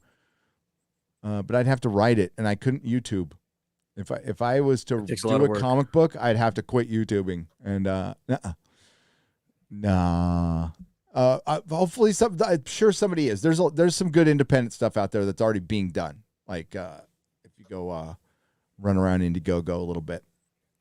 I opened up my McFarlane. I was thinking Indiegogo, the Kickstarter Spawn figures. Holy fuck, they're rad. I've had them for like months, but because of the move, they're fucking rad. For how much I paid for those, I think I only paid like every once in a while, a couple of $100, dude. They're fucking rad, and you get like a signed certificate from Todd. And you get like little pieces, and I got 3 different versions. It's fucking cool as hell, and he's gonna do another one too. That's how you do it, man. Make the promise. A lot of people don't like it whenever more established people get into the like Indiegogo or the Kickstarters. I kind of like it because you usually get the product that you got the guy who that you backed. They are rad. Wow. If a tree falls in the forest and no one sees it, has it really fallen? If a Lord of the Rings show comes out and no one watches it, did it really come out? Michael Storm? No. And I highly recommend. This is my unsolicited advice for all Star Wars fans, prequel fans, right? This is my heart going out to the prequel fans. I'm not the biggest fan of the prequels. They're better than Disney trilogy, but I'm not like a prequel super fan like Ryan. Don't watch Kenobi. Don't do what I did when I watched the Disney trilogy and it completely fucked my enjoyment of the original trilogy. And you go, well, you can forget. No, you can't forget about this stuff. Don't watch it. Just don't watch it. You're going to be tempted. You're going to want to do it. Yeah, I love Star Wars. It's Star Wars. No, because you will walk away from that fucking hating your prequels. And you love your prequels, don't you? If you want to preserve your love for the prequels, not give a bunch of fucking groomers money, don't watch Kenobi. Just don't watch it. Don't give it any attention at all. This is the only way this stuff changes. There's a point where we can shout it out, call it out. There's going to be, like, if you're a content creator, absolutely point out inconsistencies, the bullshit, like, and tell people exactly why you don't want to see this. You don't want to see it. You don't want to see Obi-Wan get cucked in his own fucking show. You can already tell it from the trailers. Just the trailers alone, you're like, oh, this isn't about Kenobi. This is about, and this is the thing, I think they're overplaying their hand, like with regard to villains. Look at Darth Vader in the first Star Wars movie, which some call A New Hope. I call it Star Wars. He doesn't have a lot of screen time, Doesn't have a lot of screen time, and that's why he's a badass. Boba Fett, not a lot of screen time. The villains, if you look at like classic films, the villains don't have, and that's part of what makes them so, because the threat is ever present, even in scenes that bad guys aren't in. The threat is there, and I think that's what makes these modern day villains so non-threatening. That's why Wanda is so, I don't know. It's like, really, we had to like get a Wanda season 2 in my Doctor Strange movie. It makes no sense. It's unnecessary. It makes all the sense of the still world. didn't feel earned. It makes all the sense in the world if you see it through the lens of the MCU. The MCU is the most important thing to them. Kevin Feige needs more female characters and villains and heroes. They don't even know how to construct a hero anymore. But why? This is saying, my big question to him would be, why do you need that? Are you looking at the market and going, who are the majority of people that love these properties, right? And then why do they like them? And I will say, I've said it before many times, the reason there are a lot of female fans is because there's hot dudes. Are they going to be excited about seeing Brie Larson no. head up a team of in her flat ass? No, I don't know that that's that appealing. I think, Spider-Man No Way Home and the cameo rumors are what fueled this film, period. Yeah. And it moves, and it's got a lot of pretty colors, but that's what fueled this film, and that's why they reshot a bunch of it, because it was testing very, very poorly because the cameos weren't in it. They just weren't there. And it was just about Wanda and Doctor Strange, and that wasn't enough to push the movie because WandaVision didn't get watched by that many people, relatively. More people watch the movies than watch the TV shows. So, why did they do it? MCU. It's their motive. Victoria Alonso repeats it over and over again. Kevin Feige. I need to put this in the video, but Kevin Feige called Doctor Strange just another white guy. That tells you everything you need to know. I made an entire video on what the MCU is. You can go watch it or just watch my review. Like I said, don't waste your time. Like, I bought tickets to the Northman. I would say go see the Northman. Go see the Northman this weekend. Fucking skip Doctor Strange. Go see the Northman. And it sounds like Top Gun's going to be pretty good. So we can see Top Gun later. And that's in a couple weeks. It's in a couple weeks. By the way, Top Gun will probably blow Doctor Strange away. So Doctor Strange will probably, I don't know if it's going to have like the usual. You don't think it's going to have legs? The 68. I don't know if it's going to have the 68 to 70% drop that most Marvel movies have. Like most of them have them nowadays. Even Ragnarok had a huge drop. Still did well. Still did very well because of international numbers. But the way they released it, because they've released it mostly internationally first. So there's not many countries for it to open up in now. They're not getting China. So this is kind of it. Still very impressive. $500 million. Fucking impressive. You can't doubt that for a minute. But will it have legs? Probably not. Fucking what did Grace say? She said I don't agree with Grace. Grace says 45-day window this thing's going to Disney Plus. I don't know about that. Not with a $500 million opening. I just can't see that. They got to push it. That would be insane. They got to pretend at least that it was that happens, holy shit, that would be a drop. And I can't see that happening. But Top Gun comes out in 13 days. Yeah. So Doctor Strange has 13 days. And it'll start dipping. Because I think Top Gun might steal the show. I'm really curious to see what the criticisms of Top Gun are going to be. Is it going to be it's too jingoism, it's nationalistic? Is it too patriotic? And that's a criticism and a negativity. I mean, it is that, but not to an over, a degree that is, I don't know, just seems like propaganda. It's I mean, it's a really fun human story at the heart of like a action movie, like an amazing action movie. Well, yeah, the practical way they shot with the fucking jets is fucking awesome. It's really awesome. Crazy. Yeah. It's crazy. And I'm like, I just can't wait for someone to be able to talk to you guys about it. Like, and just because you're seeing it next week, right, Gary? Like, see on 24th. Yeah. Top Gun Tuesday. Okay, great. Okay. You'll see it the next. Oh, that's awesome. Yep.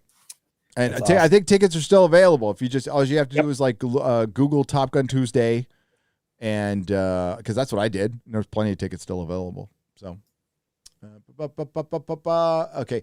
Gary, estimates say 50% of pineapples now have large amounts of cocaine in them via smuggling. Oh, shit. I can't eat them then. Does that change your pineapple for pizza for you? Google it. Andrew Clark for $5. Yeah, I can't. I mean, no, I don't want to risk relapsing. No. That's where they cut it open and they hollow it out, put all the cocaine inside. They have been, like, if I ever get, like, God forbid, I ever get, like, really hurt, they're not supposed to give me pain medication. Yeah.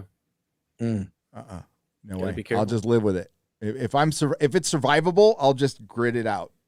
You know, that's why it makes, appointments to the dentist. Like, I'll do the Novocaine thing, but I won't do anything other than Advil after that or a leave. Nerdrotic is a passionate dude, says Lizardic for $1.99. Sometimes I am. Amen, Gary says Gunstar 1 for $9.99. Thank you. Sid the Magi for $5 says, we want a bright and positive movie. We need Superman the movie like Dick Donner made. Absolutely. That's the world needs that so bad right now. I always bring this up, but Spider-Man, the reason it was such a massive hit, it was a good movie, but it was also one of the most well-timed movies because it was right after 9/11 and the country just needed to have fun.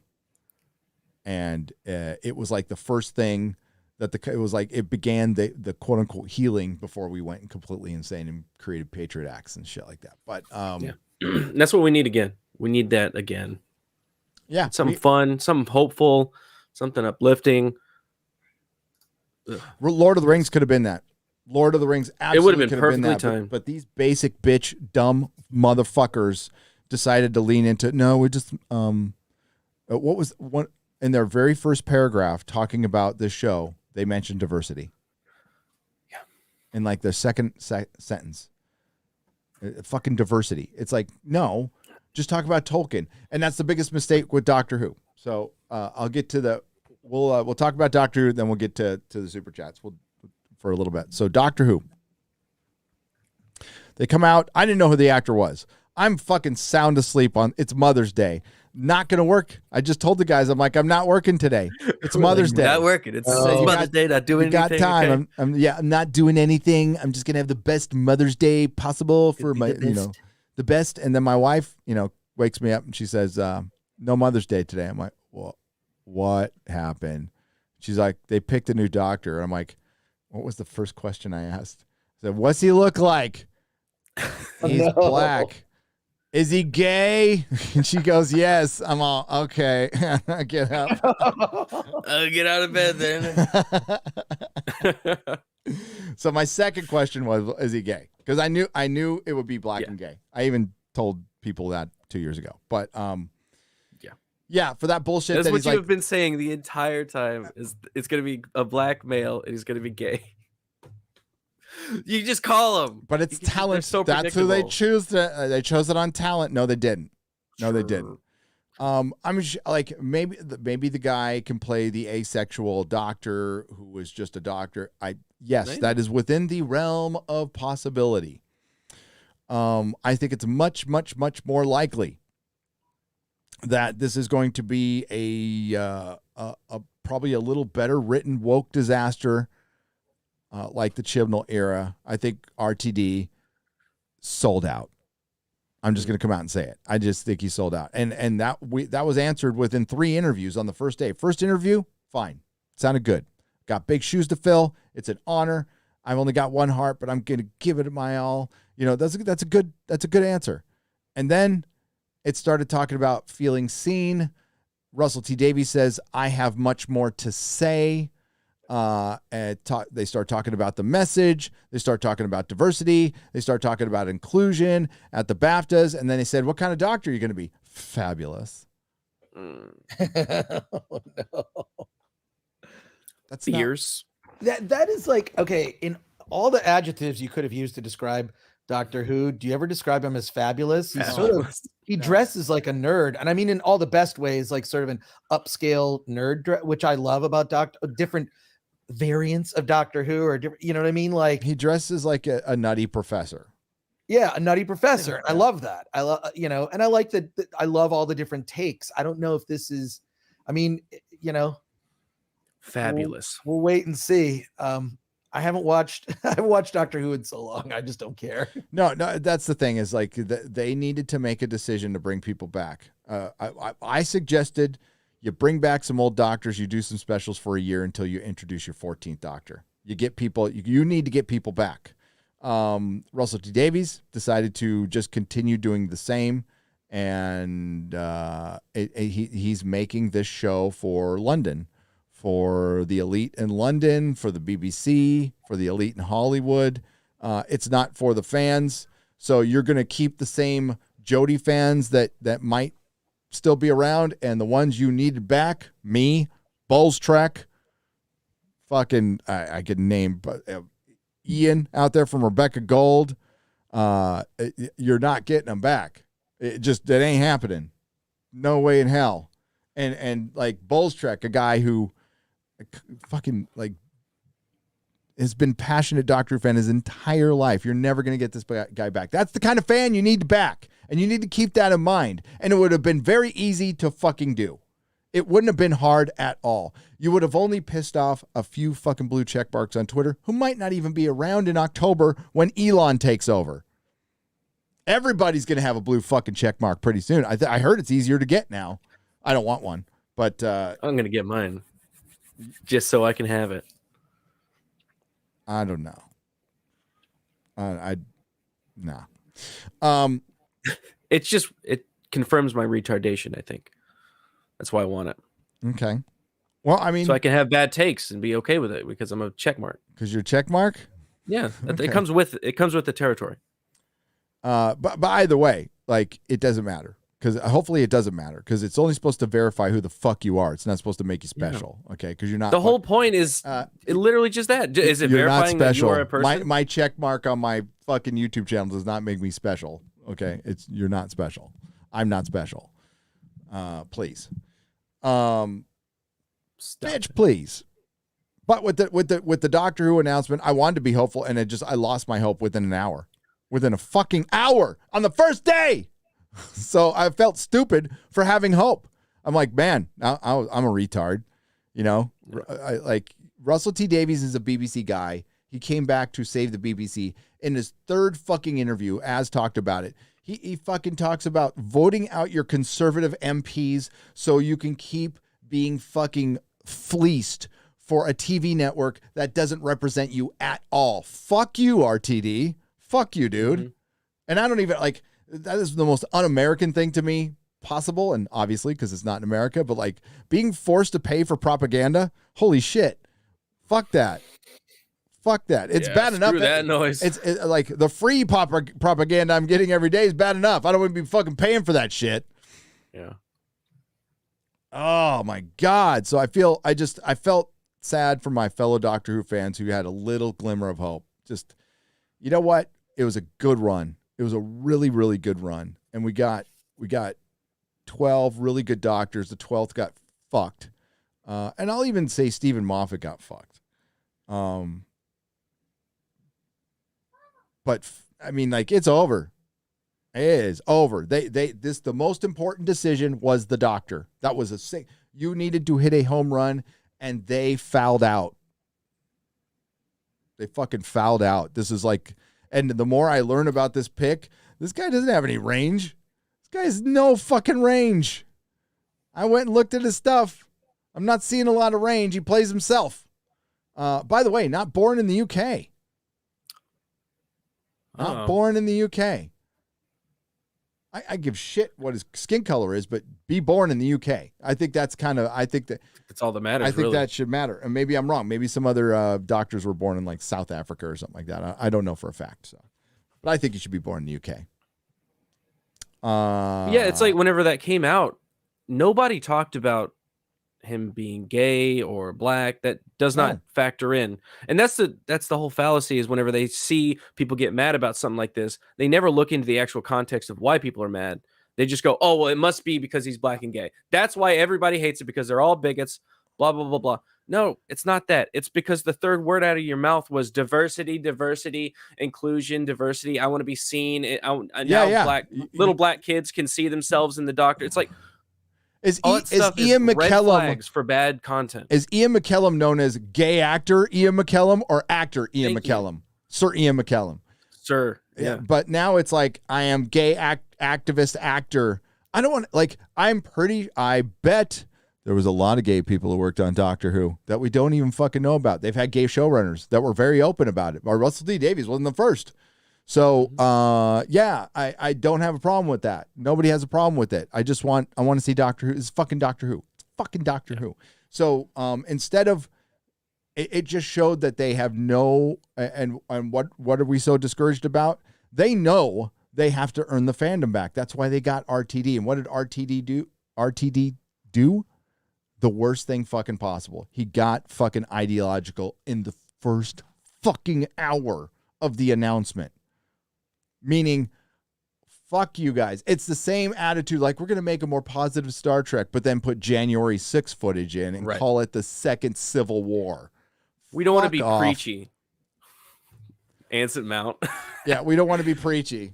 Preachy. Shut up. Okay. They don't fucking know. They're not connected. They don't But care. you're not going to include the Summer of Love? None of that. None of that there. Okay. Or refer it to that as a second Civil War. And by the way, that leads to World War III.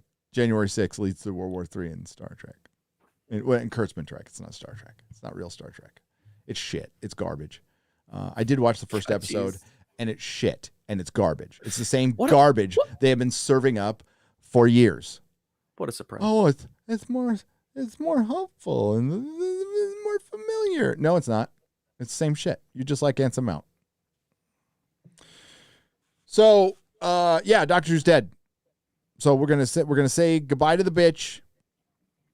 Maybe I'll watch the first episode, but I'm not doing a fucking another season of this shit because it's the same old song and dance, baby. I'll report on the ratings as they crumble after the first appearance of this fabulous new Doctor in a fucking year, if I'll even care. Does anybody even care now? The show's so fucking old. Nobody watches it here. This, like, believe me, this went over like a lead balloon in America. Like, nobody gave a fuck. It got 123,000 likes. Really. Natural Matt Smith likes. era was huge over here. Yes, massive. Huge, massive. My brother was super into it. All of his friends were into it. Every time you went to a con, countless doctors everywhere. Now it's nothing. Nobody cares. Nope. And they can't go hype it up at Comic-Con. Nope. I guess they could, but I like, if you're the BBC, would you spend a bunch of money to go to a con that a bunch of people aren't going to go to because they got to wear masks? Yeah. No. Remember what I said? Well, they are gonna, okay. Yeah. Sorry, Gary. No, I was going to say, remember what I said 2 weeks ago, Chris? Like, you want to know culturally where pop culture is? Look at Comic-Con this year. And it sucks because I know you want to premiere your movie there. So I'm going to go. I'm still going to go for your movie. But I'm not setting foot in that place. Yeah, it's I don't know. There's so much stuff, chaos and things that happen outside of Comic-Con, those activations as they call it. And there's also, to me, the most fun is the hotel bars, because that's where you like, it's like, oh my God, like there's so, like if you know who people are, the Hyatt hotel bar used to be cool. They renovated it. It looks like hot garbage. So I think it's mainly going to be. Yeah, they did. You know how cool that bar was at the Hyatt? Yeah.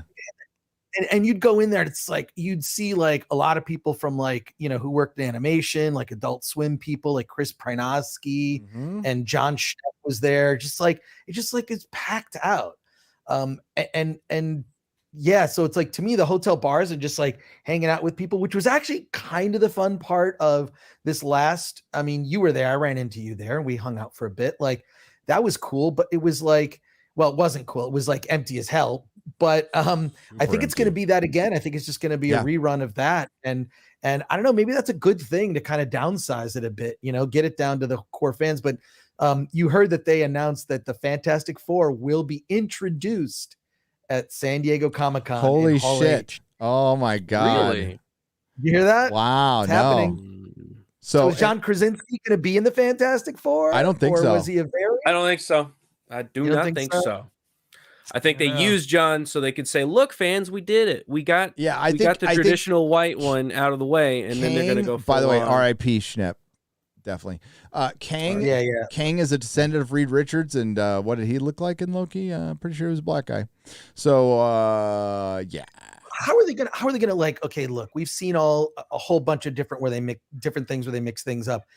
This is the beginning of the Marvel comic book universe, right? Like this is the first family of Marvel. This is a character. Reed Richards is based on Stan Lee. It was sort of, it was definitely, it was, not necessarily a self-insert, but kind of, right? Like that was Stan Lee, and along with J. Jonah Jameson, which is probably more like Stan Lee, but and look, I've read the first 100 issues. I've read different runs. I've seen all the movies. I was on the freaking, you got to see that documentary Doomed if you ever get a chance, about the Roger Corman. Oh, I've seen it. Yeah. It's great. Yeah. But how are they going to take that and justify this change, and we know, I think diversity, inclusion, so little black kids can see themselves in Reed Richards. That's the we have enough playbook. I love Doomed. By the way, in that documentary, like those people really tried. They really tried to make a good movie. Dude, commendable. I was there, and you saw the passion. Like you have no idea it was like this, and no one had money, and it was really sad. But yeah, this is our opportunity to actually. There's never been a decent Fantastic Four, in my opinion. No, on the screen. With all due respect to the Tim Story stuff, and there have been. I mean, the one thing I like about the Tim Story is the characters kind of felt like the essence of those characters in a bit. The Josh Trank one is not. It's terrible. It's terrible. It's based on the more modern, almost so bad. The 90s animated series is like the best version of them. Yeah. Well, there was one in the 60s too that actually had the Human Torch, and then there was the one with Herbie the Robot, which is weird. But I feel like this is an opportunity. Special effects have caught up. Like we can do this now. The Fantastic Four is widely known. It's 60 plus years of history for these characters, and this is and if can we just get one of the new Marvel properties going forward that is, accurate to the comics? I'm sorry. No, please. We can't. We can't. And that's what we expected when Marvel took over Marvel. We didn't expect to get movies that looked like they were made by another company. It's like that's what we're getting now. And now it looks like, I mean, yeah, I know Morbius sucked, but John Watts left the Fantastic Four, and it looks like because he didn't have that Sony buffer. And if Amy Pascal has to be your fucking buffer, then that's not good. We're not in a good situation. The fact that Amy Pascal and Tom Rothman were managed to put together a better movie than Kevin Feige should be bad for everybody, because they're concerning. Yeah, they don't have a good track record. We're talking Tom Rothman, who hated superhero movies, and Amy Pascal, who was behind the whole idea behind Ghostbusters 2016. Yeah, it was her idea to do all female. So it's not good, and they're all on coke, which I mean at least is an explanation that makes some sense to me. That makes some sort of all right. You're just fucking high. Okay. Wonky for $25 says, Chris, I've been a fan since G4, but your "I've taken bigger shits than you" comment on Flashcast made me feel like you were kin. Hail, brother. I love Nighttime Chris, Quarter Bleak Garnish, and Gary, you're neat too. I'm glad I'm neat. Wonky. Yeah, I believe your quote was, "You've taken bigger shits than his bicep." Yes.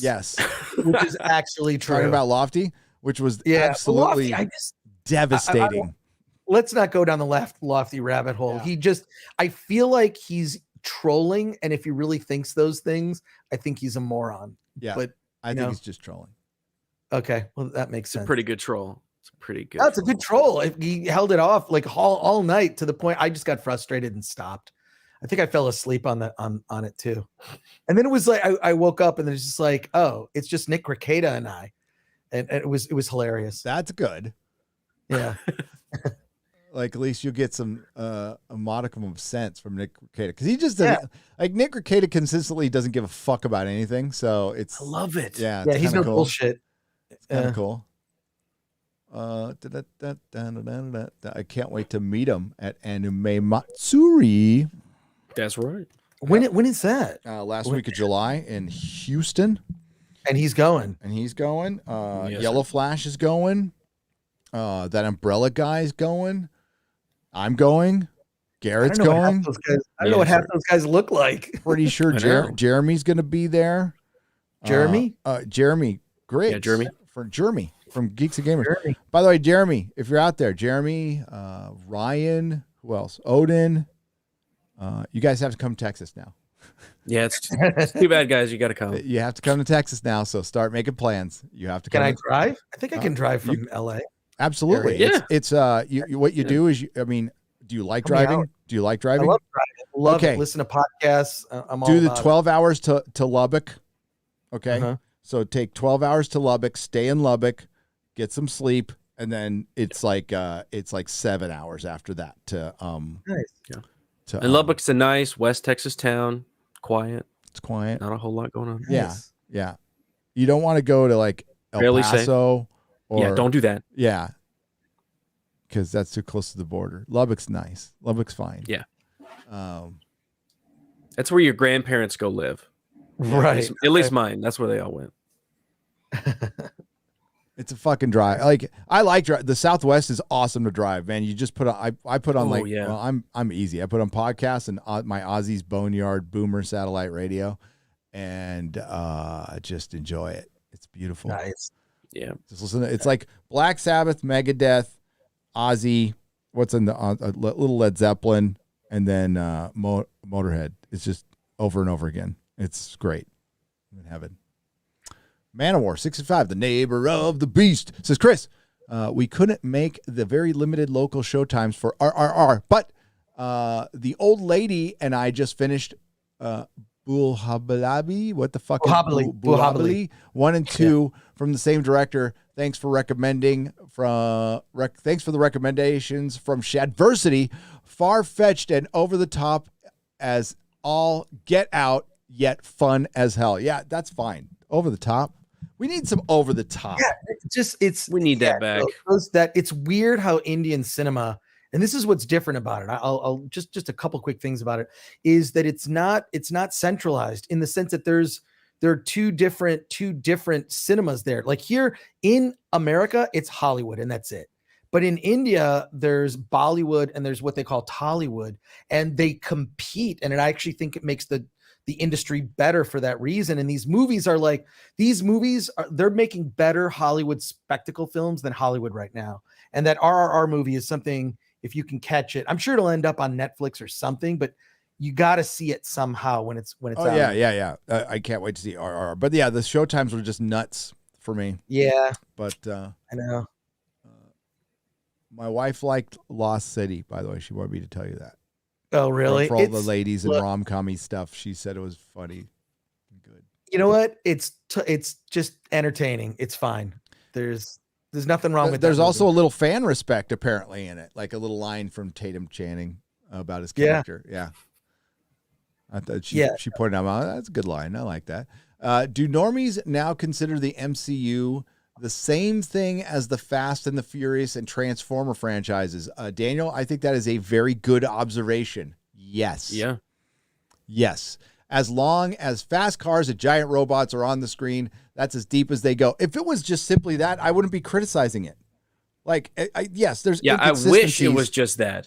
But if I didn't think the driving motivation for every film now was to apologize for your male lead character and just throw in a bunch of bland fucking women as much as possible. Like, I'm not against women, but they're not even like fun to look at. For one was a child. Okay. So I'm not going to look at a fucking child.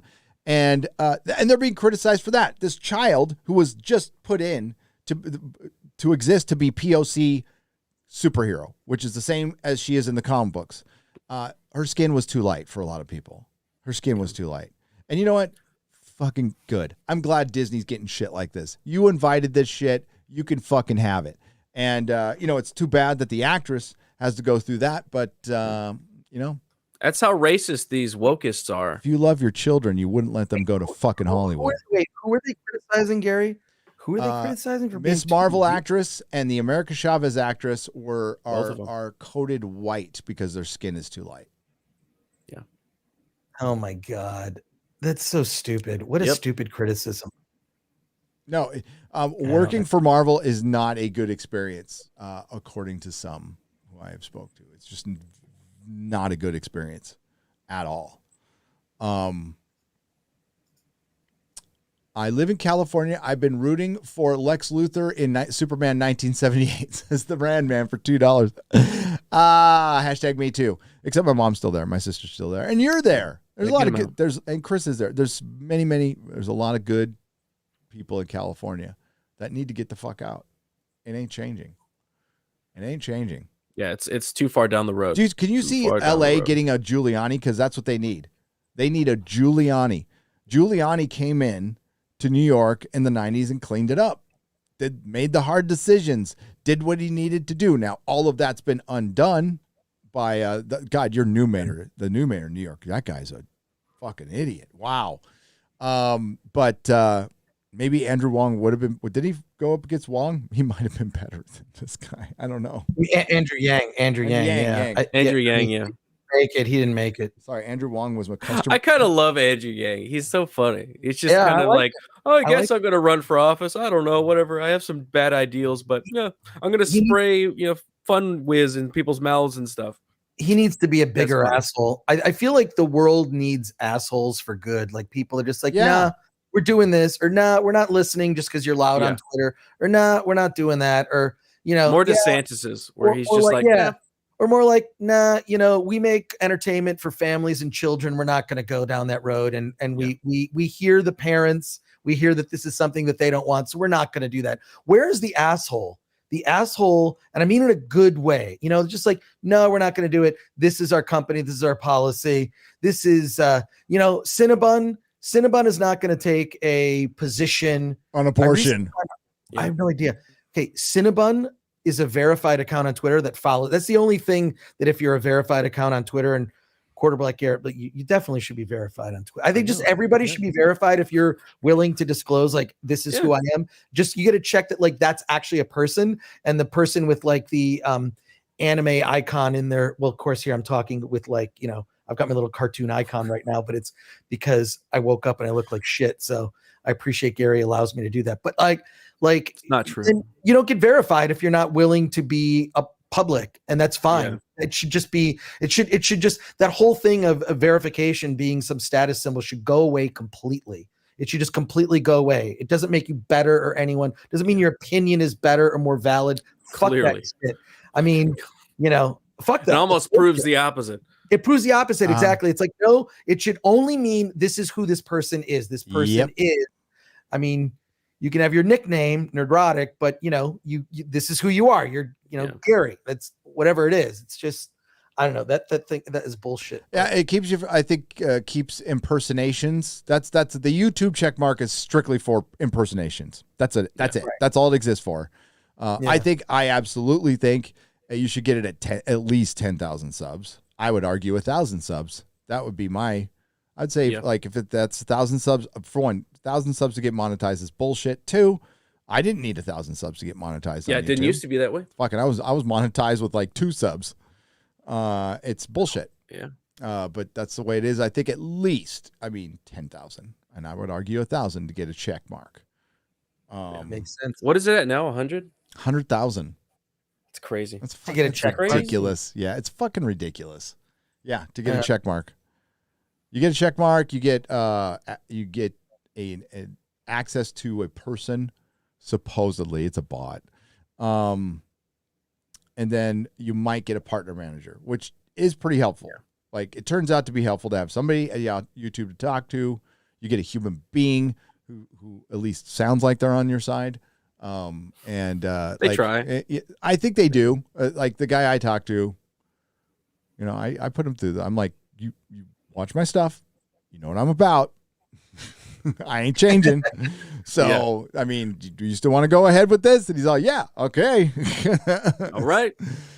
I'm still not watching it until they retcon the timeless children and stop with the political woke bullshit, which means Never, I guess. Like Kev for $10. That's why I didn't even get to Timeless Children.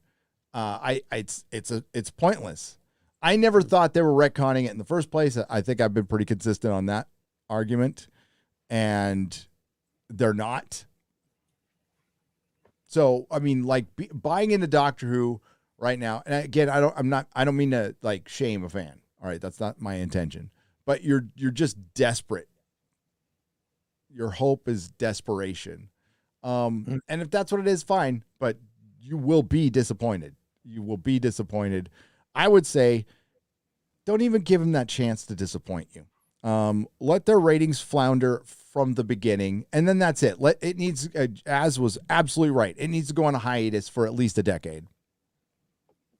Wow. Yep, it's done. It's agreed. Fucking done. It's the same thing with Star Wars and Star Trek, and all this stuff needs to stop. What's up, Nerd Cookies? Look at that check mark. She got a check mark. Nerd Cookies. Nerd Cookies with the check mark. Nerd Cookies. Nerd Cookies is cool. Where you been? Where you been, girl? No, she's always around. She's always around. She does fun lore videos on Dune and Lord of the Rings and other stuff. She's really good. Shit, I got to subscribe to that channel. You do. Yeah, she doesn't get involved in any of the mucky shit that I get involved in. She's nice. So, but she's been around for a long time. And I remember when she got 4,000 subs. I remember when she had under 1,000 subs. So to see her like rise this much is awesome. Dedication, consistency. That's how you do it. That's where it's at. Yep, that's where it's at, baby. I checked out when Dr. Karen was the reason Rosa Parks stood up for herself. That a lot of people checked. The Rand Man for $2. That was so fucking bad. That is so bad. That's going to be looked at as like, you did not do that. You did not have a white ass fucking Karen go on and tell Rosa Parks down on the bus. Holy shit. I couldn't even. It's so woke you're racist again. Ryan Kennel couldn't have thought of something that racist.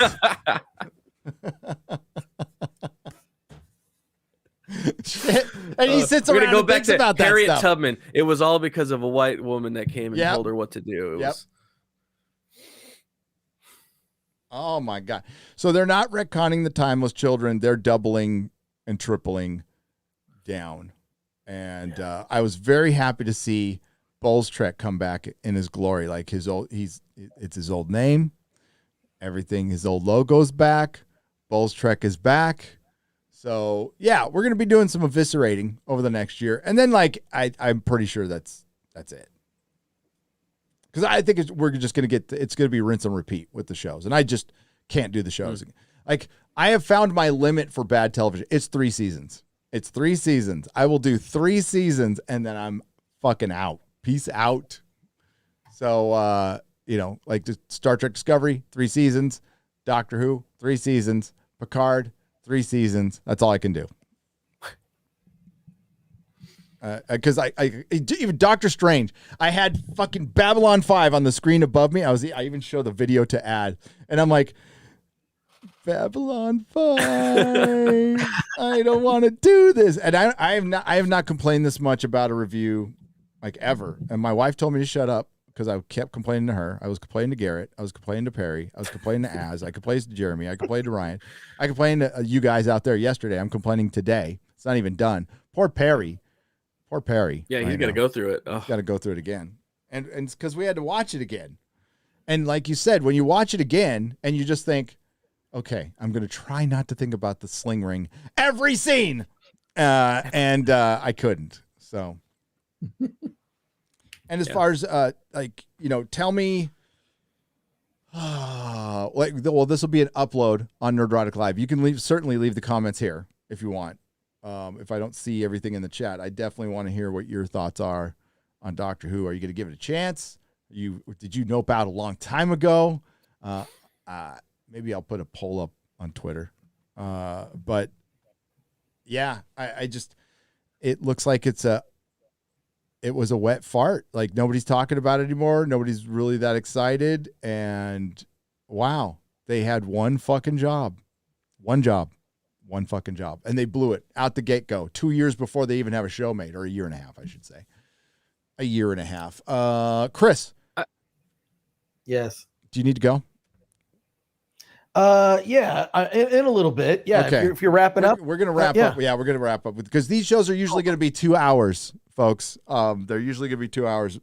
Like the subject matter is just like usually we'll be able to get everything encapsulated in 2 hours, but like fucking Lord of the Rings and Doctor Who and Doctor Strange, and I didn't even talk about Strange New Worlds or Picard. There's so or much Moon going Knight. on this week. It's man. like this weekend's insane. This weekend's insane, and I just want to watch Babylon 5. That's all I want to do. It's so good. My happy place. It's my happy place now. It is. Raven3363 for 2468 says, well, I was cautiously optimistic with the casting, but the interviews you watched told me everything I needed to know. I watched The Witch Die, and I'll watch the 60th, and after that, I'm probably done. R.I.P. Doctor Who. Yeah, 60th is probably a good place to like quit. I think maybe. And again, congratulations to Nerd Cookies. Well deserved. Very well deserved. And our buddy Nick Weiser, 32 flavors of Nick Weiser, hit 1,000 subs. 1,000 yeah. subs. So yeah, onwards and upwards. Love Nick. Love Nick. And our boy Ryan, he might be at 140. Is he at 140? He was at 139. I'm pretty sure he's at 140 now. Getting really close to 150. Oh, and we're not doing so bad either. We're getting close to 450. Yeah, that's right. I think we hit 449 today, right? I wasn't checking, but I think so. Let me see. And I feel like that's accurate. Thank Film you. Threat, we're closing it on 40,000. Yeah, buddy. There you go. I'll take it. How close are you? How close are you? Like just a few hundred, like maybe 300-400. Subscribe, everybody. Subscribe please. to Film Bring it up. Threat. Film Threat. That's Chris's. I mean, there's great Chris Gore videos on there where he just like really succinctly breaks down like what the fuck's wrong with Hollywood and how to fix it. Like gives suggestions, like really good ones. And they also like throw out a lot of indie movies. That's what they're there for. They're about the solution. So they are. This is a great channel. And look at that. You are so close to 40,000. So close to 40,000. Oh, that's great. I want to hit that. I want to hit that 40,000. I just, look, we talk about it's me and my co-host is Alan Ng, who runs the Film Threat website. We talk about indie movies. Tonight we're doing a live stream. We're going to talk about this movie called Pleasure, which was at Sundance, and it's about it's very adult is all I'm going to say. And then also we're going to talk about Top Gun a little bit too. So sweet. It's a lot of movies. And then the other thing is that we started doing on Fridays is we interview indie film directors, and you can talk to them and this week we've got 3 directors coming on, and all their movies come out on VOD on Friday. So it's like, not only am I going to interview them, but if you're in the chat and you come up with a good question, boom, I'm throwing it up there for people to check out. So look, our topless Avengers videos, we edited together all the scenes from Marvel movies where the Avengers are topless. That's funny. You talked to Robert Eggers, the director of The Northman, did you not? That's right. Yeah, right there. Robert Eggers. So it's like sometimes we get access to directors, but like what I want to do is include the chat in the conversation with the filmmakers so they can ask questions too. So a lot of these are, obscure indie movies, but you can check out the trailers and then join in the conversation. So I think come by. Obscure indie movies in some cases, I mean, can be good, can be very, very good. And the alternative, there's a ton of good ones. There's this one called Hatching that opened last week from a Swedish director. There's a movie this week we're talking about that Christina Ricci's in called Monstrous, about a swamp monster that haunts this woman in the 50s. And it's all set in the 50s. And Christina Ricci looks freaking amazing in that movie. Look it up. Monstrous. Escobonofonos, who's been a member for 11 months, says, I'll pour a drink to Doctor Who and watch the 11th hour. Watch the 11th hour. It's great. It's a great episode. So fucking good. So light years better than anything they have done in so long. We got Gesture of... Oh, here we go. All right. We got Kung Fu Hot Dog for $5 says, hail, gents. Gary, congrats to Jodie Whittaker, first female doctor to pilot the retardus. And Chris, turn on super chats on your live streams. Quarter Black, what the heavy metal are you listening to at the moment? What's the heavy metal you're listening to at the moment? Right now, it's a lot of Motorhead, just because I'm trying to get more into that. It's been a long time since I've listened to a lot of Motorhead, so I've been doing that recently. Because Lemmy's fucking Lemmy's rad. a legend. He's Find all his God. Find all his videos of him answering letters too. They're pretty funny. Oh, I fucking love him. That's why I started getting into it again, because there was, for some reason, I was doing a meme answer to something on Twitter, and I wanted to get a Lemmy quote, and then I just started watching his interviews. Yeah, his interviews are so good. He's so fucking awesome. Chris, why haven't you turned on your super chats? Okay. We're monetized, but for some reason they need to verify my identity, and they're asking me for all this paperwork. So I had to do an LLC. So I did an LLC in Vegas, and I'm waiting for it's all a paperwork thing. It's not there's nothing YouTube nefarious. I'm incompetent. That's what it is. Okay. And did you just do this online, by the way? Yes, I did LLC all the in I'm getting Vegas? the LLC. I got to get an EIN number. You know about all this, Gary. Oh yeah. Right? Well, that's why I'm waiting to do it in Texas. Yeah. A lot fucking cheaper. I'm doing it in Vegas, and so I have to upload the paperwork. I don't have it all yet, but it'll be in the next couple weeks. We'll be and thank you for that. Remind me, like it's like I'm really waiting on other people for the paperwork. So, do you have a PO box there or something, or you just? Yeah. Okay. There's yes, I do have like an actual office that I share with other people that I never go to. But dude, you need it that saves you so much money. No, you have to. Yeah. So saves you so much money. Yes. No, you actually have to have a physical office. Dude, I got I don't even want to say what I got dinged. I got dinged just for the small business tax. Yeah. I could have bought a fucking car for that. Yeah. Oh, small business car. Yeah. A good car. Fucking money. Yeah. A good one. So we'll have the super chats back on in like a couple weeks, probably before the end of the month. It's just, again, it's I didn't realize I needed all this paperwork, and they just sort of threw this at me. It's like, I don't know why I can't just keep making money and get them the paperwork. I'm not asking to withdraw money, it's whatever. YouTube was kind of YouTube is sort of a side thing that like I really love now. Like people like yourself and FNT just really inspired me to I should lean into this more. Yeah. Because I love these conversations. These are honest conversations. We don't always have to agree. Like when you guys get into that discussion of binge watching, obviously I was on your side, Gary, but I loved hearing different opinions and different justifications. It makes sense. I mean, there's a reason they did it, and I'm binge watching Babylon 5, absolutely. But as a fucking business that wants to be around, you cannot do that. You just can't. No. It makes no sense. It's unique to Netflix, and it works until it doesn't work. And guess what? It's not working anymore. Yeah, and we knew it wouldn't. Lamb chop for 55 when the TV is not on YouTube, it's usually the Classic Who channel. There you go.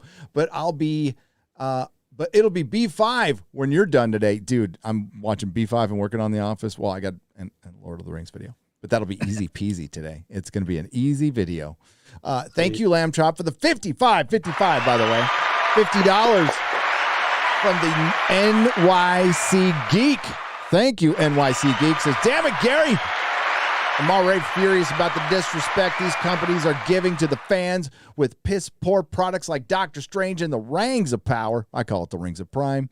Don't even get me started on the awful mayors, too. I wish de Blasio was shipped off planet. Yeah, he was he's terrible. They're all terrible. All the city mayors are pretty shit these days. Pretty shit. DeSantis has to be the new kind of politician. The guy who kind of walks like Vince McMahon, a little bit, yeah. His dong is 20 inches long and it's getting in the way of things. That's what you need from a politician right now. $10 from Thomas. Well, you see, go on. No, I was going to say that tweet from the Chicago mayor is unconscionable. It's why would you already things are can we dial down the rhetoric a bit about everything? Dial it down. And where are the sober-minded statesmen, politicians, and statesmen that refers also to women? It's just a blanket term like mankind, whatever. We need to dial things back, not turn them up. It's like they want horrific things to happen on the news and in the world. It's exactly disgusting. They do. It's absolutely disgusting. Did you see when that Trump supporter got executed? Just walked up and executed. Yep. People were like, no sympathy, nobody empathy. Cared. No, you're not fucking human, by the way. One of the worst things you could, I'm king of the obvious statements here today. Wishing death on somebody is the worst form of fucking karma on the planet. You don't ever want to do that. That stains your soul. All right. Like, enemy or not. It is the worst thing you can do. And I time and time again in my 52 short years here, I have seen that bite people in the ass. Like, don't ever do. And yeah, wishing for that shit. Yeah. You might give Tim Pool what he wants and he'll be fine. He'll be in West Virginia in a compound that's got like armed guards behind him and he'll be fine. I won't be fine. Quarter Black won't be fine. And his family, like that. This is not what we want. It's not, we're not watching a fucking reality show. This is reality. Richard Dolan, UFO guy. Yes, UFO guy. Probably, in my opinion, the most respected UFO guy. But also historian. Did a great live stream yesterday. Fucking fantastic video. Well, it's a video premiere. It's on his channel. It's from yesterday. He talks about all of this. And it's got the best title in the world. Are aliens totalitarians? but the whole lead up is really talking about like progress, American history and Western civilization history and progress as it relates to big tech and what we're in now and how we've stopped making progress. And the guy, like, number one, was a historian. So if you're into that kind of thing, watch that live stream after this. It's really fun. Cannot recommend it enough. I want to see that's fuck celebrities. I want to talk to Randall Carlson and Richard Dolan. That's who I want to talk to. Yeah, I will get those guys on the show someday. I will try. I will really try.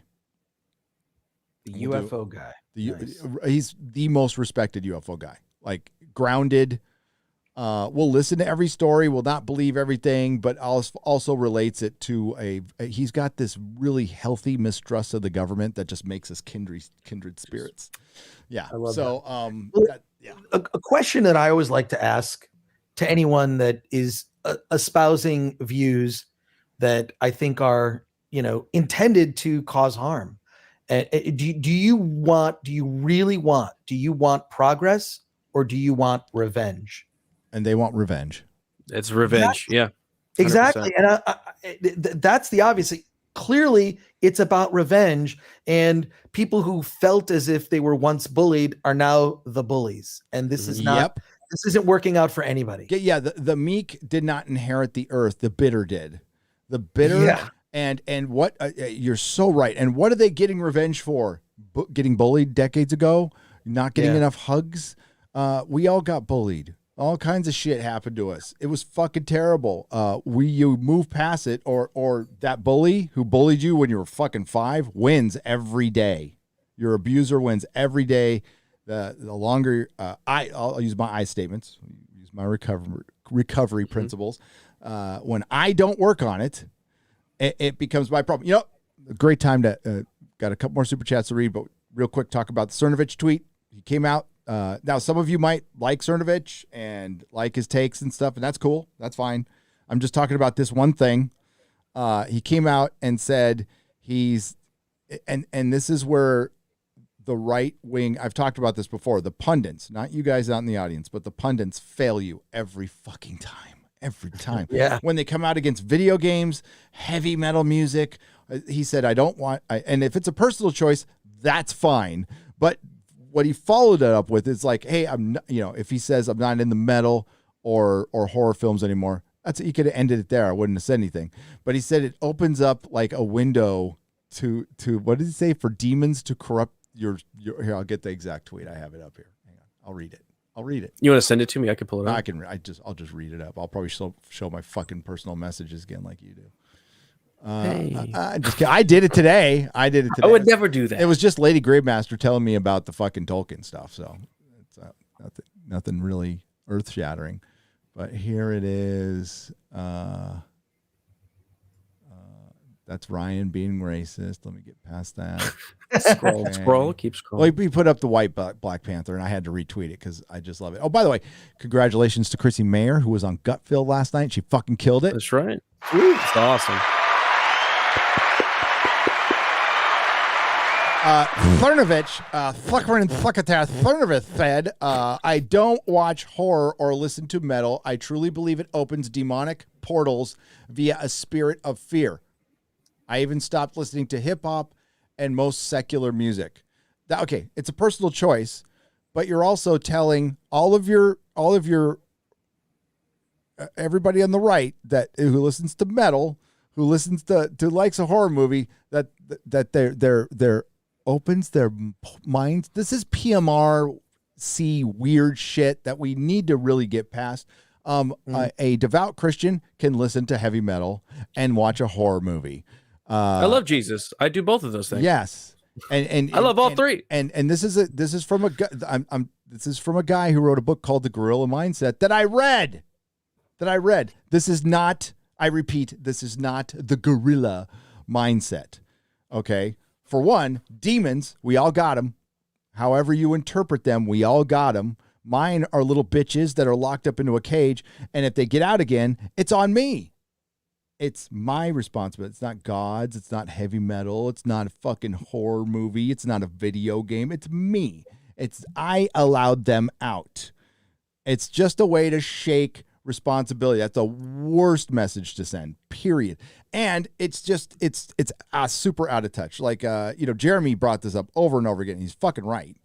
That, coming out against video games, even a guy like Gavin McGinnis, like, totally disrespects video games and stuff. And it's just don't like, you lose so many people. We would be in much better shape. Eric July went on a great rant last night about this. We'd be in much better shape if people had paid attention to art, culture, music, and video games on the right and in the center, instead of just fucking abandoning it and letting the lunatics fucking take over, because they completely underestimated its impact on culture. And now vastly underestimated. I agree 100%, Gary. And part of that is I got in a fight years ago. Oddly enough, I worked on a video game magazine for years in the 90s while I was doing Film Threat. Long story, don't want to bore you with it, but I got in a big fight with Daniel Lundgren. I don't know if you remember him. He was the Attorney General of the state of California, yes, who ran for governor. I got in a very public fight with him. The guy, first of all, the guy's a fucking prick. But he sent this blanket thing out as Attorney General of the state of California, warning the video game industry. This is when Mortal Kombat came out. Yep. If you do not regulate yourselves, we are going to do it for you. Fuck off. It was like this veiled threat. That. He sent that out. So I responded in an issue of Video Games magazine from the 90s. I was a little provocative because I did put his head on one of the finishing moves of Mortal Kombat. Good. In a photo. His spine is being torn out. And Perfect. Apparently one of his nephews was a subscriber to Video Games magazine and saw it. And what I did is I responded to his press release wanting to regulate the video games. Can you imagine if there was legislation to regulate the video games industry? Fuck that. So I wrote this article explaining that games like Mortal Kombat, Street Fighter, that are, some consider button mashers, aren't really that. They're really forms of high-speed chess. If you just smash buttons, you are not going to win. If you come up with the correct combos at the right time with using your reflexes, you can that's how you win. It is chess at high speed. And I try to defend the aspects of video games that are puzzle solving and really good for kids, right? I mean, obviously there should be some recommended age restrictions, and you as a parent can decide whether you want your kid to see an R-rated movie or to play a mature video game. That's up to the parent to decide. Yep. And I'm fine with that. But he was talking about some insane shit. So yeah, I'll have to dig that up one day. No, Government's trying to regulate. He was under art. Pete Wilson, former San Diego mayor, who was the governor of California in the 90s when California was fucking red. Just not super red, but red. And San Diego was really red. And that shows you how quick it can turn. And you want to know how quick it turned that quick? Fucking didn't pay attention to culture. Didn't pay attention to music. Didn't pay attention. Nope. And also in the 90s, it was more the religious right that was being very censorious. And I'm just not in favor of any censorship from any side. They were it was disingenuous politicians who weren't fucking religious in any way, catering to the religious right that they weren't believing in themselves. And I think we are in an era now where people are, thanks, babe. You're the best. She brought me a smoothie. Yeah, and my shake. There you go. charger's gone. I'm so hungry. We'll wrap it up. But yeah, no, yeah, I just got distracted. But we're just now fighting back, and we're so fucking far behind on this. Yeah. That like if we right now our victories are destroying a woke TV show that we should be loving. Like that sucks. But that's where we're at right now. And we need to keep doing that. Where is music? Where is music in this fight? Music's I mean, dead. I think most music today is shit. Yeah. I mean, Tom McDonald. Well, seems to be most pop culture music that they put forth is like, this is the popular music of our time. It's all trash. It's all garbage. But it used to be culturally significant, or at least say something in some veiled way. I mean, I remember just being very influenced by I loved obviously Nirvana and just so much stuff like that. Like, where is that sort of like, we need music to be angry again. I think anger can be used as a force for good. So I don't know, man. It's culturally a very bizarre time, but I do see signs, and I know you do too, Gary, that the tide's definitely turning. Mm-hmm.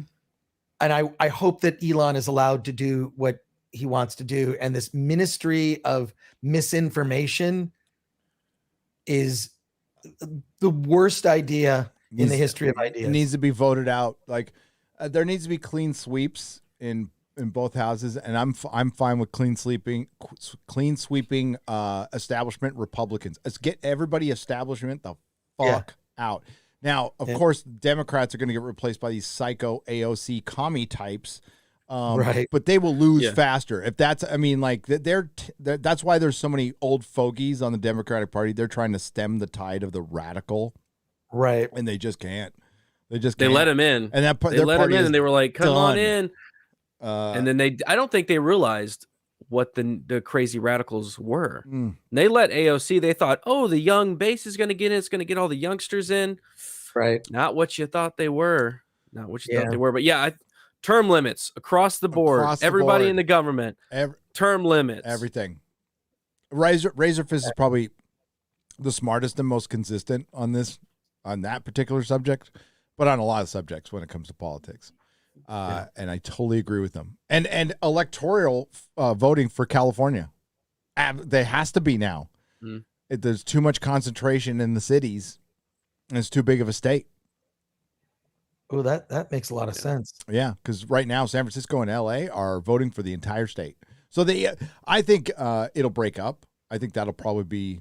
I don't know how you do that, but it's needed. California's needed to break up for a long time because people just aren't represented anymore. No, they're not. They're just not. It's not a representative government. We go. So literally, I just got home from seeing Doctor Strange, and I laughed out loud at all the stuff you guys pointed out. So you made an action movie, a comedy for me. LOL. Sorry for a random off-topic message. It's okay, Summit Ranger. That's on point for the show. Thank you for the $19.99. Y'all should check the Zombified by Falling in Reverse. Is that a band? Maybe. I'll look it up. Yeah, look it up real quick. We got 2 minutes. We've already gone way too long. Elijah Elvis. Are you gonna see that Elvis movie, Chris? I haven't seen it yet, but I've seen the trailer. It looks decent. I mean, that guy is going to play Fade Rotha in Dune, Part 2 or Dune Prophet. So it interests me for that reason alone. But the trailer looks amazing.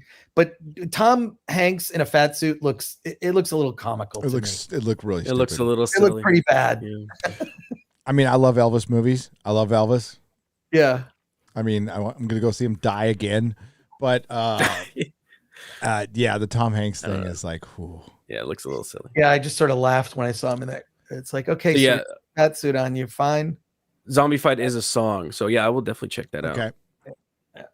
Hello, came in from Loud with Crowder to see the nerdery that is Quarter Black in the wild. Appreciate what you guys are doing. Much nerd love from Kentucky.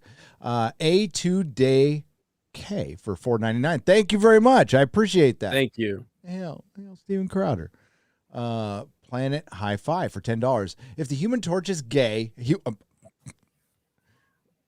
put as much money as you can on that actually happening, because he will be gay. I promise you he'll be gay. He's flaming. He's flaming. Will he, she, insert pronouns be considered a flaming gay?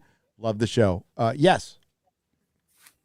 I'm sorry I ruined your joke. It was your joke. Disney Marvel will never give the appropriate respect to the Fantastic Four. In fact, Hollywood itself likely can't. Why? Because it's story about a white heterosexual nuclear family, the thing they hate the most.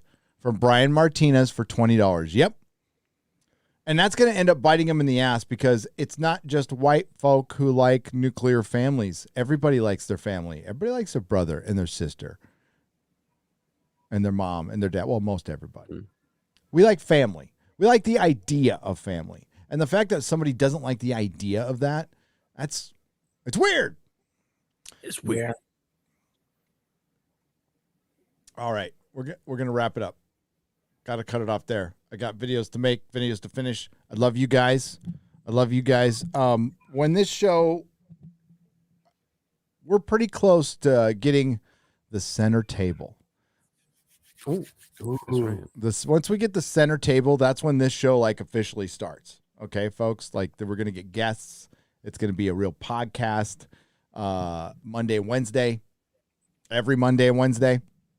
Chris will be here on Wednesday.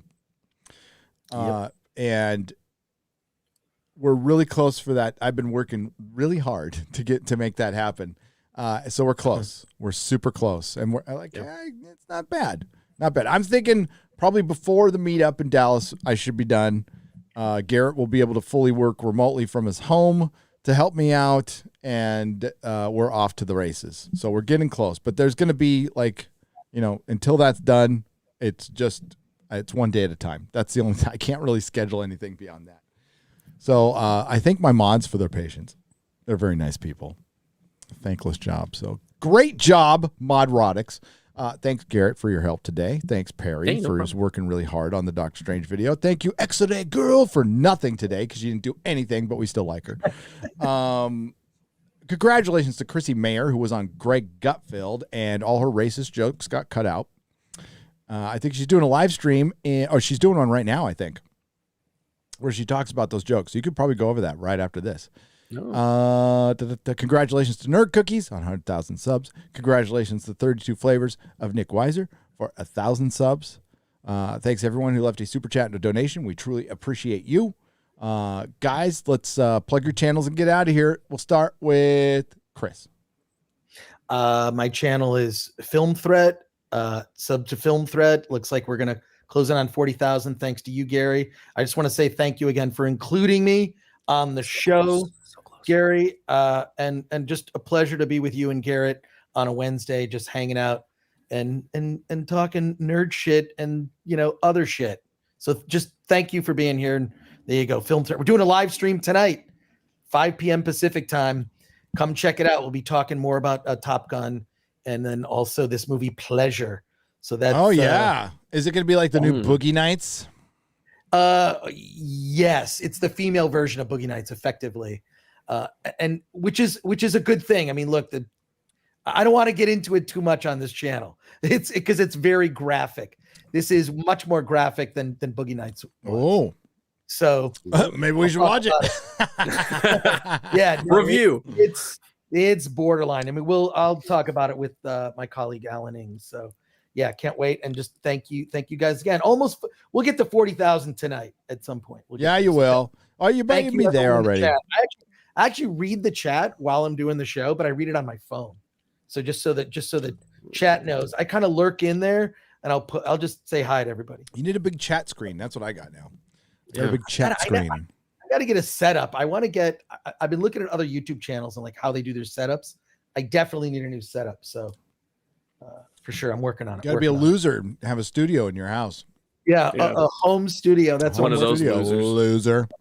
Yeah, I'm going to be that. So, but thank you again. I really appreciate it. You're welcome, Chris. Thanks for being here. It's an honor, buddy. Like, it's surreal. Yeah, it's man. really fucking cool talking to you. I can't wait to see you in San Diego. We're gonna have a good time, dude. We're gonna have a good time. Be fun. Yeah, we are. Carter Black. Hey, thanks for having me on. I love this show. I love Chris. I love you. I love the chat. Just throwing all the appreciations out there. Yeah, you could follow me on my YouTube channel, Quarter Black Garrett. I'm almost at 34K. Sweet. Hey, almost there. I'm 33.9. Pretty close. Yeah, we do live streams there where I talk about random stuff. Tonight, I'm probably going to be talking about some news today that I find on Twitter, and I haven't found it yet. So look out for that. We just do chill stuff on my channel. So come over and hang out. That's what we do. Excellent. Doctor Strange review coming soon. And then That's right. That's tomorrow. Tomorrow. Possibly. Can't wait. And Lord of the Rings video probably on the weekend. I'll get around to do. I'm probably going to do a live Strange New Worlds review tomorrow on the first 2 episodes, just on Nerdrotic Live. Ooh. So it's spoilers. It sucks. No. It really sucks. Yeah. It really sucks. Yeah. The eternal optimism of fandom. Oh, it can be a double-edged sword sometimes, but that's fine. You don't want that to die. You don't, because that was the best part of fandom. I don't know if it still is. Thanks everyone. We'll see you on Friday. Friday we got Anthony Cumia. Anthony Cumia, the real king of all fucking media. The guy who kept his balls, kept his credibility, got canceled by the way. Got thrown to the wolves by people like Bill Burr, Mr.